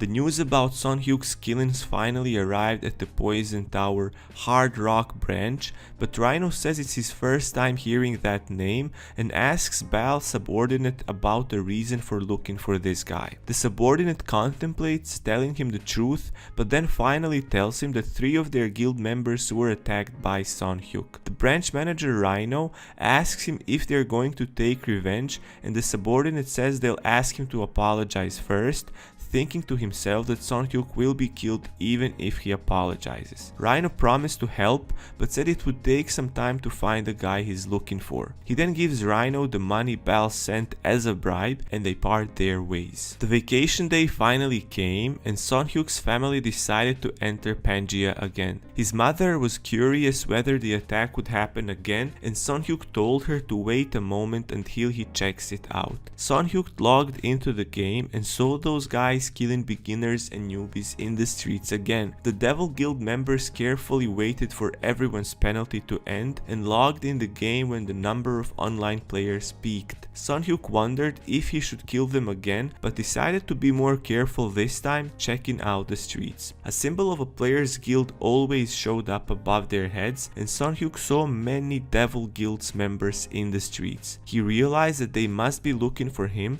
and decided to be passive this time to avoid attacking them. He saw Locum and his friends kill a bunch of players and thought it would be inhumane if he ignored all the killings and ran away. As he approached the Devil Guild members, he saw a couple of Solitude Guild members running towards Locum. Locum allows Capum to hit and kill him, just as they agreed, but people on the streets kind of realized that the fight looks a bit staged. Suddenly, the streets were empty and the fighters from the Devil Guild were nowhere to be seen. Son Hyuk thought that the situation was very suspicious and decided to kill Hayden and see what would happen. As he killed Hayden easily, the supposed savior of Solitude Guild panicked and became very angry, wanting to catch the killer. At that moment, Son Hyuk realized that they didn't come to save anyone, but it was all a plot. It was obvious that the massacre was planned by the Solitude Guild, since they would appear to be heroes in the end. Son Hyuk started thinking that one of the reasons for it might be to gain popularity among the citizens and the government, but quickly realized that it could not be the case since they are already quite famous. Meanwhile, the people already started talking about the Solitude Guild being awesome for saving them, hoping for it to become the representative guild just as Capcom planned. Since the first reaction of common folk was their support of Solitude Guild becoming the representative one, Son Hyuk realized that exactly that must be their real motive. The next day, Rhino visited Poison Tower's first rank mage Rupert. Rupert greeted Rhino and reminded him that he hasn't visited him in a long time. Rhino then proceeded with his plan and said he had one question to ask. Rupert felt a bit disappointed, realizing he was not the reason for Rhino's visit, and asked Rhino about the question he wanted to ask. Rhino told Rupert that there was a mage who attacked one of his friends, but Rupert asked him if he was sure about that. He answered that he wasn't sure since he just found out about the incident, but the guys who reported this said that he wore a Poison Tower robe, implying that he must be one of Rupert's magicians. Rupert felt insulted and asked Rhino to reveal his name immediately and he would find him right away. Rhino told him that the attacker's name was Son Hyuk, but Rupert asked him if he was sure again. He answered saying he was sure and asked Rupert whether he knew him or not. Rupert said that of course he knew him, so Rhino requested him to schedule a meeting with Son Hyuk, but Rupert wanted to explain to him who Son Hyuk is, saying that he's the next Tower Master. Meanwhile, Son Hyuk's parents enjoyed their holiday vacation on the seaside. Son Hyuk accompanied his parents in order to protect them from the PKs.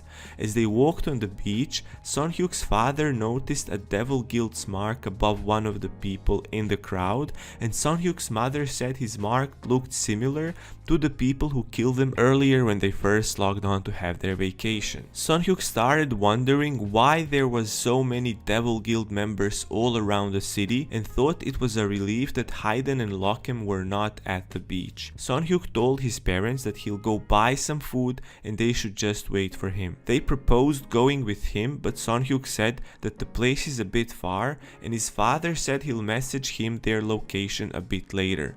Instead of buying food, Son Hyuk went to a shop and requested buying a mask that everyone was wearing in the city. The NPC clerk gladly sold him a Scarlet Fox mask, which cost only 5 gold. Son Hyuk then ran to the TP NPC and told her to take him to Herden City. He arrived at Herden and saw some Devil Guild members on the street, and he then walked to their guild house and used his Poison Fog spell to attack the first group of people he saw. He damaged some of them with the Poison Fog, and as people in the back started objecting and insulting him, he casted the Hellfire at them and set them on fire. Then he used all of his spells and obliterated all of them.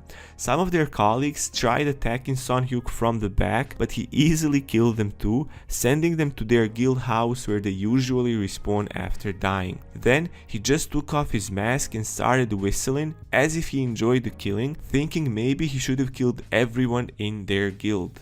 Son Hyuk decided to finally buy some food and head to his parents. Bal's subordinate reported that Rhino doesn't know a thing about Son Hyuk and said that he believes Rhino is not telling the truth and just pretending not to know. Suddenly, Bal received a message stating that Son Hyuk just showed up at their guild and started attacking everyone. Bal started worrying and both of them went to the guild house. As they arrived, they saw a large number of bodies on the floor. Bal then immediately ordered his subordinate to call everyone in Herdin for a gathering. Son Hyuk sat at the dinner table with his parents and asked them about their vacation time.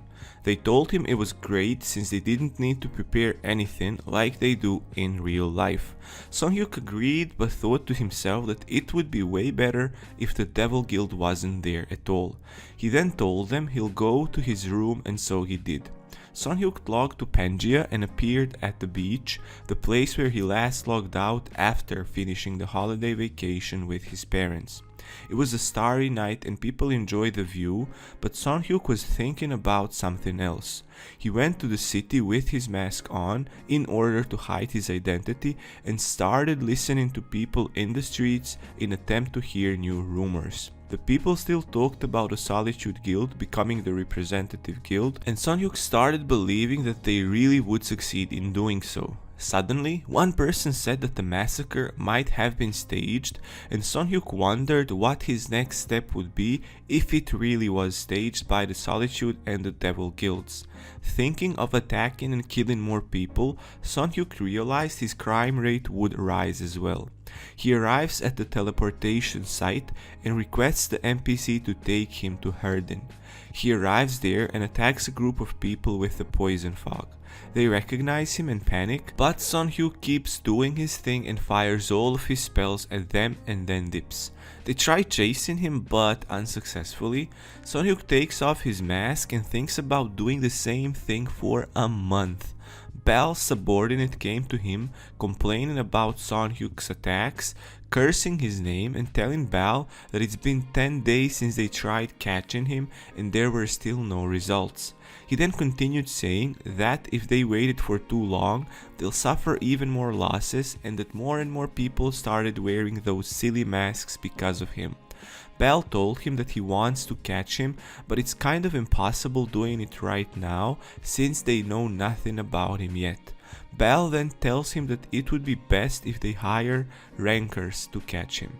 At that moment the poison fog starts spreading and Bal notices that Son Hyuk came and attacked them again. He calls Son Hyuk to come out and fight him, but Son Hyuk just runs away. The subordinate tries catching him, but Son Hyuk runs behind the wall and disappears. As he takes off his mask, he realizes that just as he casted his spells, a magic square appeared underneath him. The magic square's purpose was to stop the enemy spells or catch the enemy if possible. Because of the magical squares, Son Hyuk had to change his plan immediately.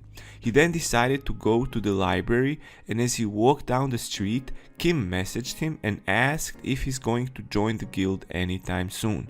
Son Hyuk told him to wait a bit more because he's still dealing with the Devil Guild. Kim asks him if he's going to finish his business with the Devil Guild soon, and Son Hyuk tells him that at first he wanted to do it for a month, but now he'll end the fighting sooner than planned, and Kim tells him to inform him when he's done with that. They continue talking and Kim asks him about a number of books in the library he needs to finish reading. Son Hyuk tells him it would take about a week to finish reading, and Kim asks about his plans after that. Without hesitation, Son Hyuk tells him he'll go to Hard Rock. Kim asked him another question, wondering about his plans with the Devil Guild, and Son Hyuk answered, saying there's no need to worry because he'll continue abusing them. He tells Kim they'll talk later because he'll be reading now, and Kim tells him to contact him if something new comes up. Meanwhile, the devs discuss Son Hyuk and a guy named King of Hunting. Dev Yol asked his friend if Son Hyuk attacked the Devil Guild, and the other dev said that he did since he was really mad about it. They realized that Son Hyuk's father and mother were killed, so it's quite normal for him to be pissed. The dev then said that Son Hyuk is almost done conquering the library tower, and both of them start wondering if he'll look for another library. Son Hyuk finished reading all of the books and handed the last two of them to the librarian. Son Hyuk let out a sigh of relief and decided to visit the Devil Guild, but this time just for a talk. As he arrived, one of the guild members saw him and got scared, but reassured him he came in peace and just wanted to talk to the guild leader. Meanwhile, Bal was thinking how they haven't made any progress regarding Son Hyuk, which resulted in many members leaving the guild. Bal then hears a knock on the door and someone says that Son Hyuk came and wants to talk to him. Bal lets Son Hyuk in and they sit across from each other. Son Hyuk tells him that the reason for his attacks was the fact that his parents were killed. Bal then gets angry at himself for not knowing this information earlier, since it would be way easier to approach Son Hyuk knowing he's not a lunatic who attacks anyone he sees for no reason. Son Hyuk then asks Bal to tell him more about the person who planned the massacre. Son Hyuk questions shocked Bal because it was quite surprising that Son Hyuk knew the massacre was a setup. Bal then asks Son Hyuk to tell him more about himself and what he would do after finding out the name of the massacre's organizer. Son Hyuk coldly tells him that his future plans depend on who the organizer is. Bal tells Son Hyuk that if he tells him about the organizer, then many problems for his guild would arise. Son Hyuk interrupted him and said that if he doesn't wanna help, he'll just find someone else who's willing to help him. Hearing those words made Bal nervous, so he finally agreed to tell him the truth. They finished their conversation and Son Hyuk called Kim to tell him about it. Kim couldn't believe it and thought that those guys were just crazy, and Son Hyuk asked him why he thought so, and Kim explained that the trouble he had with the Dako Guild was started by the Solitude Guild members, and Son Hyuk asked if he's going to attack the Solitude Guild members. Son Hyuk said that he's not going to fight them, but improve his skill first and attack them later, and the main reason being the harm they've done to Son Hyuk's parents. Kim then told Son Hyuk to let him know if he can help, and they ended the conversation. Son Hyuk went to the library and thought it's a shame he read all of the books in 2 days only. My man is wild. Meanwhile, the devs talked about Son Hyuk conquering the Magic Tower library. As of that day, Son Hyuk acquired 2 libraries in Pangaea and the Magic Tower library Conqueror title, which increased his wisdom stat by 100 points. He also gained a passive ability that enabled him to get experience points after reading a book, and he wondered how much XP that would be. Son Hyuk arrived at the Hard Rock City and found out that he needed to get an S or at least A grade to enter the Hard Rock Library. He checked in the Hard Rock's mercenary office and requested to see the list of commissions. After seeing the list, he chose to do a quest where he needed to help an alchemist named Korra. He took a walk in the streets of Hard Rock and realized that the NPCs were selling and buying armors and other items. He helped the alchemist Korra and received the mercenary plaque and the commission reward. Son Hyuk proudly looked at the plaque and felt like a real mercenary. Son Hyuk opened the commission reward and found 5 special potions, one of them enabling him to have full HP and mana for 20 minutes. Son Hyuk checked the stats and got shocked seeing the increase in skill points. Son Hyuk came back to the mercenary office as he wanted to complete another quest. He checked the list and chose the Orc Tribe Exploration quest. All he had to do for the quest was kill 200 orcs. He went to the orcs hunting place, killed them in quick fashion and completed the quest. There were players all over the place looking for hunting teammates, and some of them noticed Son Hyuk, wondering how he could come to their hunting place with his weak poison magic, not knowing Son Hyuk's real strengths. Not wanting to join a hunting party, he just passed by them.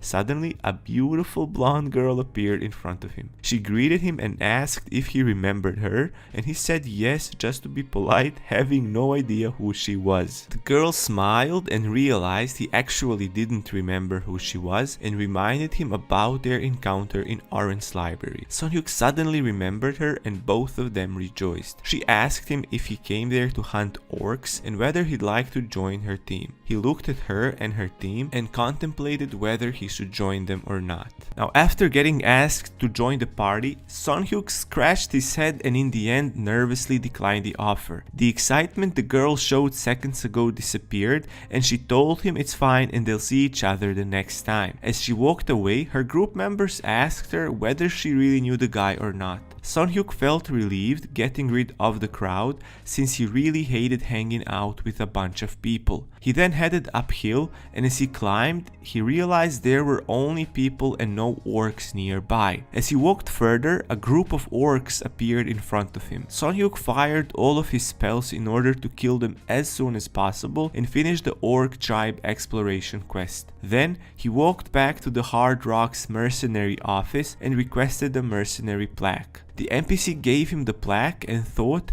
he'd have to keep an eye on Sun-hyuk since he killed 200 orcs in just an hour.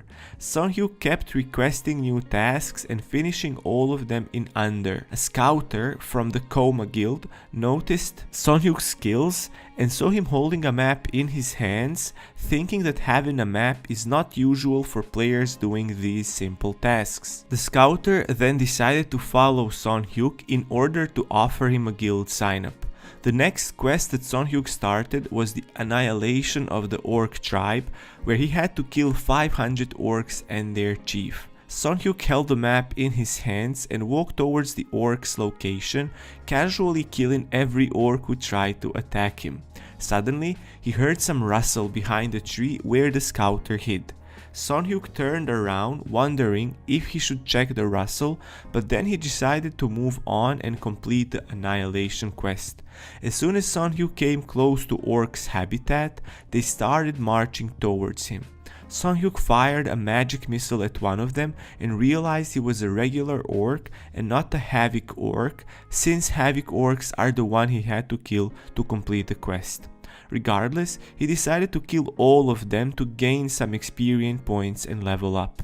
As Sun-hyuk continued killing orcs, a massive and scary chief of the Sun Orc tribe suddenly appeared. The chief orc started grunting and intimidating him, but Sun-hyuk just fired a poison fog and the chief orc died instantly. The one-shot surprised Sun-hyuk too, and the scout watched him eliminate the chief orc in surprise. The scout wondered how the poison storm could be that powerful. Then Sun-hyuk took out the map, and the scout thought he'd probably came to the wrong orc's tribe, so he'll have to follow him some more and finally make his offer to join the guild. A couple of minutes later, Sun-hyuk finally found the Havoc orc tribe. He killed the orcs with ease, but as he fired his AoE spells at the chief orc, a message appeared and said he's in a hostile state with a username Loa, meaning he killed a player accidentally. Sun-hyuk thought that the Loa guy was probably hiding, and he went looking for him. He found the guy lying on the floor and quickly checked if he was one of the Devil Guild members. And there he is, the scout guy that was following him, but Sun-hyuk didn't know who he was. He checked if the scout Loa had any items on him and found the Hard Rock secret underground map. Meanwhile, Loa exited the Pangea game and realized that the guy who killed him was Sun-hyuk. He then sat in front of his computer and started googling about Sun-hyuk to confirm if he really was the Devil Guild killer. Loa knew it would not be possible to anonymously approach Sun-hyuk and offer him to join the guild since he already knew his name. The next day, Loa logged in the game and checked his inventory, seeing no Hard Rock secret underground map. While checking his inventory, Gilma appeared behind him and asked him what he was doing in the Coma Guild house and whether he had died. Loa answered, saying he wanted to look around since he hasn't been there in a while, but Gilma asked him again if he died. Loa said he did, and that he has good and bad news about his death. Gilma then said he wanted to hear the bad news first. Loa told him he lost the map when he died, but Gilma said it's not a big deal. After consoling Loa, he asks him whether he died by PKs or monsters, and Loa answered that he followed a guy and got caught up in the spell range he casted and died. But the good news is that the guy who killed him was Sun-hyuk, the guy Gilma was looking for. Gilma thought that finding Sun-hyuk was a good thing, but on the other hand, he might be offended because Loa followed him. Loa told Gilma that they might get the map back if they wait in the mercenary office, because that's the place Sun-hyuk visits very often. Gilma agreed and told him they should go to the mercenary office right away and apologize to Sun-hyuk for following him. Son Hyuk was indeed in the mercenary office, reporting back another quest he finished and promoting to the grade C, hoping to get to grade A and finally be able to enter the Hard Rocks library. A few seconds later, Loa and Gilma arrive and Son Hyuk recognizes Loa's face. They make eye contact and Son Hyuk gets ready for a fight, thinking that Loa came back to get revenge. Surprisingly, Loa bows his head and then approaches him with Gilma. Gilma started speaking first and introduced himself, saying he's the guild leader of Koma Guild, and asked Son Hyuk if he had a minute to spare. Son Hyuk nervously asked Gilma what it was about, and Gilma apologized for Loa's weird behavior. Loa then apologized personally too, and Son Hyuk realizes that he's been following him yesterday. Gilma then starts fanboying and surprises Son Hyuk because a moment ago he thought they'd attack him and now they're talking about admiring him a lot. Gilma explains that he loves what he did with the Devil Guild a few days ago and asks him if they could be friends. Son Hyuk felt pressed by another offer for friendship, wondering what to say without offending anyone. In the end, they agreed to become friends and Son Hyuk accepted their friend requests so they could send private messages to each other.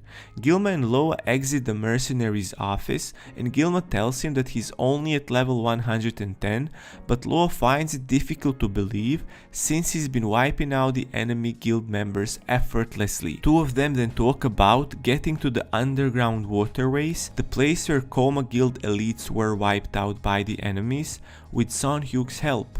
Gilma said it would be possible, but Son Hyuk might just reject the request, and since they've just met and had a good talk, maybe it would be best if they asked him immediately. Gilma then asked Son Hyuk to help them, but Son Hyuk said he's sorry. Son Hyuk said he's sorry since he'd be doing something else. Bros, sorry. My pronunciation is getting a little bit off. I'm a little bit tired today. Last night I had a sparring session. I'm training BJJ and I got really tired today, so my pronunciation might be a little bit off today. I'm sorry about that.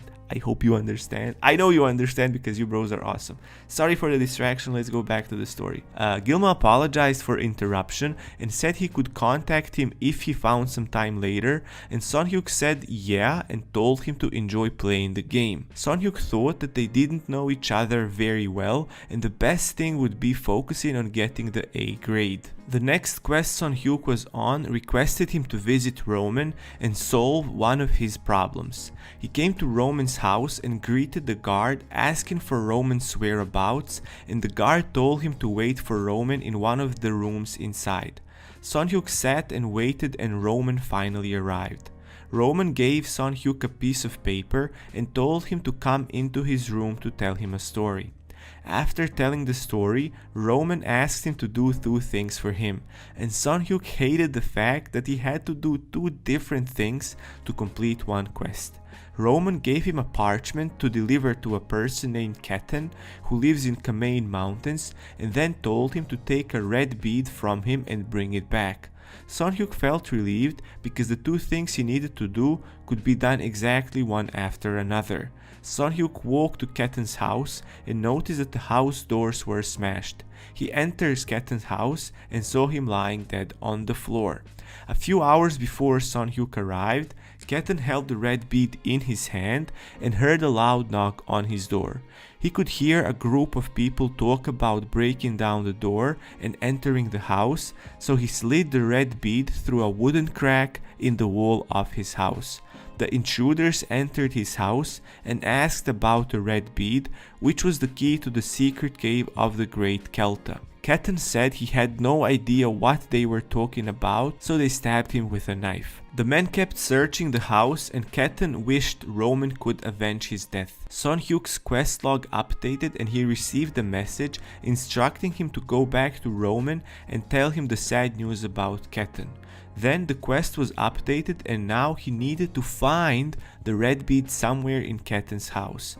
The quest reward was getting the key to the Great Kelta, which is supposed to be used to find a secret treasure cave, and Sun-hyuk started wondering whether Roman knew anything about the Kelta guy. So Sun-hyuk entered the house and started looking for the red bead. Suddenly, he saw a shiny part of the wooden wall and touched it, so the wall opened and he found the red bead and a letter.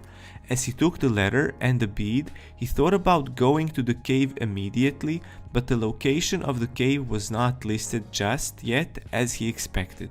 In the end, he had to go back to Roman and ask him about the red marble. Roman read the letter and decided to find the killers.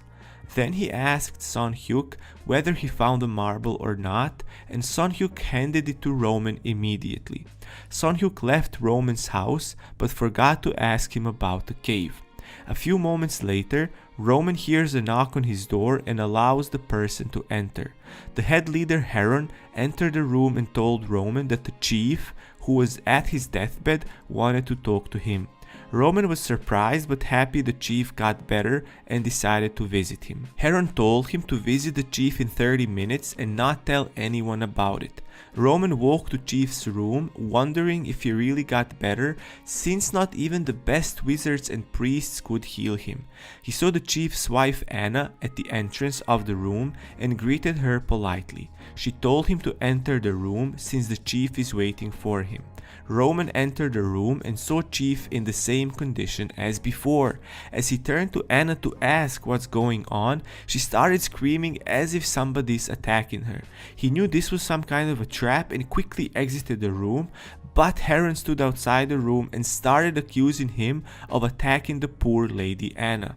Roman couldn't believe that Heron set him up and wondered what would happen next to him. Meanwhile, Sun-hyuk was on his next quest, trying to find a monster Konda and collect the flower of life called the Helid that grows on Konda's back. Konda monster looked like a turtle and each one had the Helid flower on its back, so the quest shouldn't be difficult to complete. Sun-hyuk used the poison storm and killed 20 of them at the same time and collected the flowers. He took a walk and noticed a house in the distance. He came close and saw a person exiting the house. They stared at each other for a moment and the person asked Sun-hyuk who he was. Sun-hyuk tried to act chill and said he came there accidentally while doing a quest but would be leaving immediately. The host then told Sun-hyuk to stop and asked him if he was a mercenary. Sun-hyuk said he is, and the person asked him if he would be able to take on another quest. Sun-hyuk refused, saying he only wants to do quests from the mercenary office.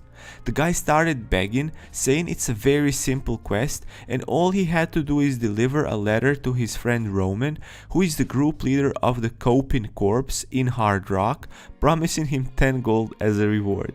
Sun-hyuk wondered what kind of relationship Roman and this guy had and accepted the quest. Sun-hyuk took the letter and this guy, Hakid, thanked him, saying that Roman will give him the reward.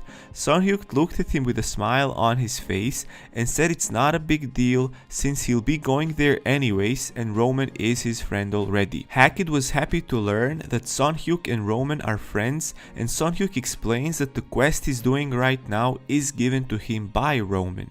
Hakid asked him what kind of quest it was, and Sun-hyuk said that he had to deliver a letter to someone called Ketan. Hakid knew Ketan and asked Sun-hyuk if Ketan was doing well. Sun-hyuk didn't want to tell him about Ketan's death, and luckily some people approached them at that moment. The guys who approached them were the same guys who killed Ketan.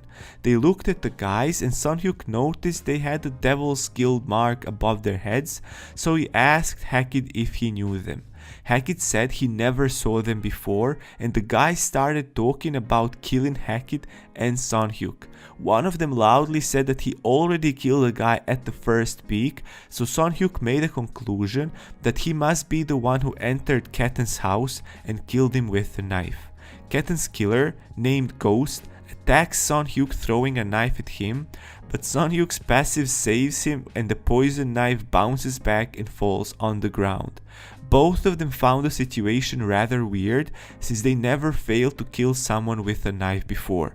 Then they realized that they just attacked Son Hyuk and quickly changed their story, asking Son Hyuk to talk to them for a moment since they know the death is coming for them now. How the turns have tabled. Meanwhile, Bal was happily browsing through many guild membership requests that people kept sending, thinking that having new members would undo the damage done by Son Hyuk. He then received a message by Ghost saying that they have a big problem with the Cope in Corpse job. Bal asked them what kind of a problem, and Ghost said that they've just encountered Son Hyuk. Bal gets concerned and asks if they encountered bros. Bros, I'm so sorry. I can even edit this out, but I want to leave it for you guys, for you bros, so you know the struggles I go through to make. I'm joking, I'm not struggling when making these videos. I'm having so much fun, especially now this manhwa is getting really interesting. So back to the story. Okay, now my dog is interrupting. But I'm happy he's interrupting. He's been a little bit depressed last 2 days. I don't know why, but I'm happy to hear him barking again. Okay, now I think we can finally go back to the story after a couple of minutes of listening to my dog bark. So, Bal was getting concerned and he asked Ghost if they encountered the real Son Hyuk, but Ghost answers that they cannot be sure since the user isn't wearing a mask, but he's using magic from the Poison Tower. Bal gets angry and wonders why of all days it had to happen today, and then asks Ghost about their exact location. Ghost explained that Son Hyuk was with the NPC Hackett that they had to kill at the 7th peak, which was their last destination, and asked Bal what they should do next. Bal told him to stay still and wait for his arrival, wondering what kind of quest would take Son Hyuk to the 7th peak, guessing the Red Bead quest might be the one. Bal arrives and they finally meet each other. Son Hyuk jokes saying it's been a while since they last met, but Bal thinks Son Hyuk is serious and answers saying, well, I guess 3 days are quite a while, not wanting to disagree with Son Hyuk in any way possible. Son Hyuk then asked Bal about the quest he received and the NPC that requested it and how much he knew about Kelta.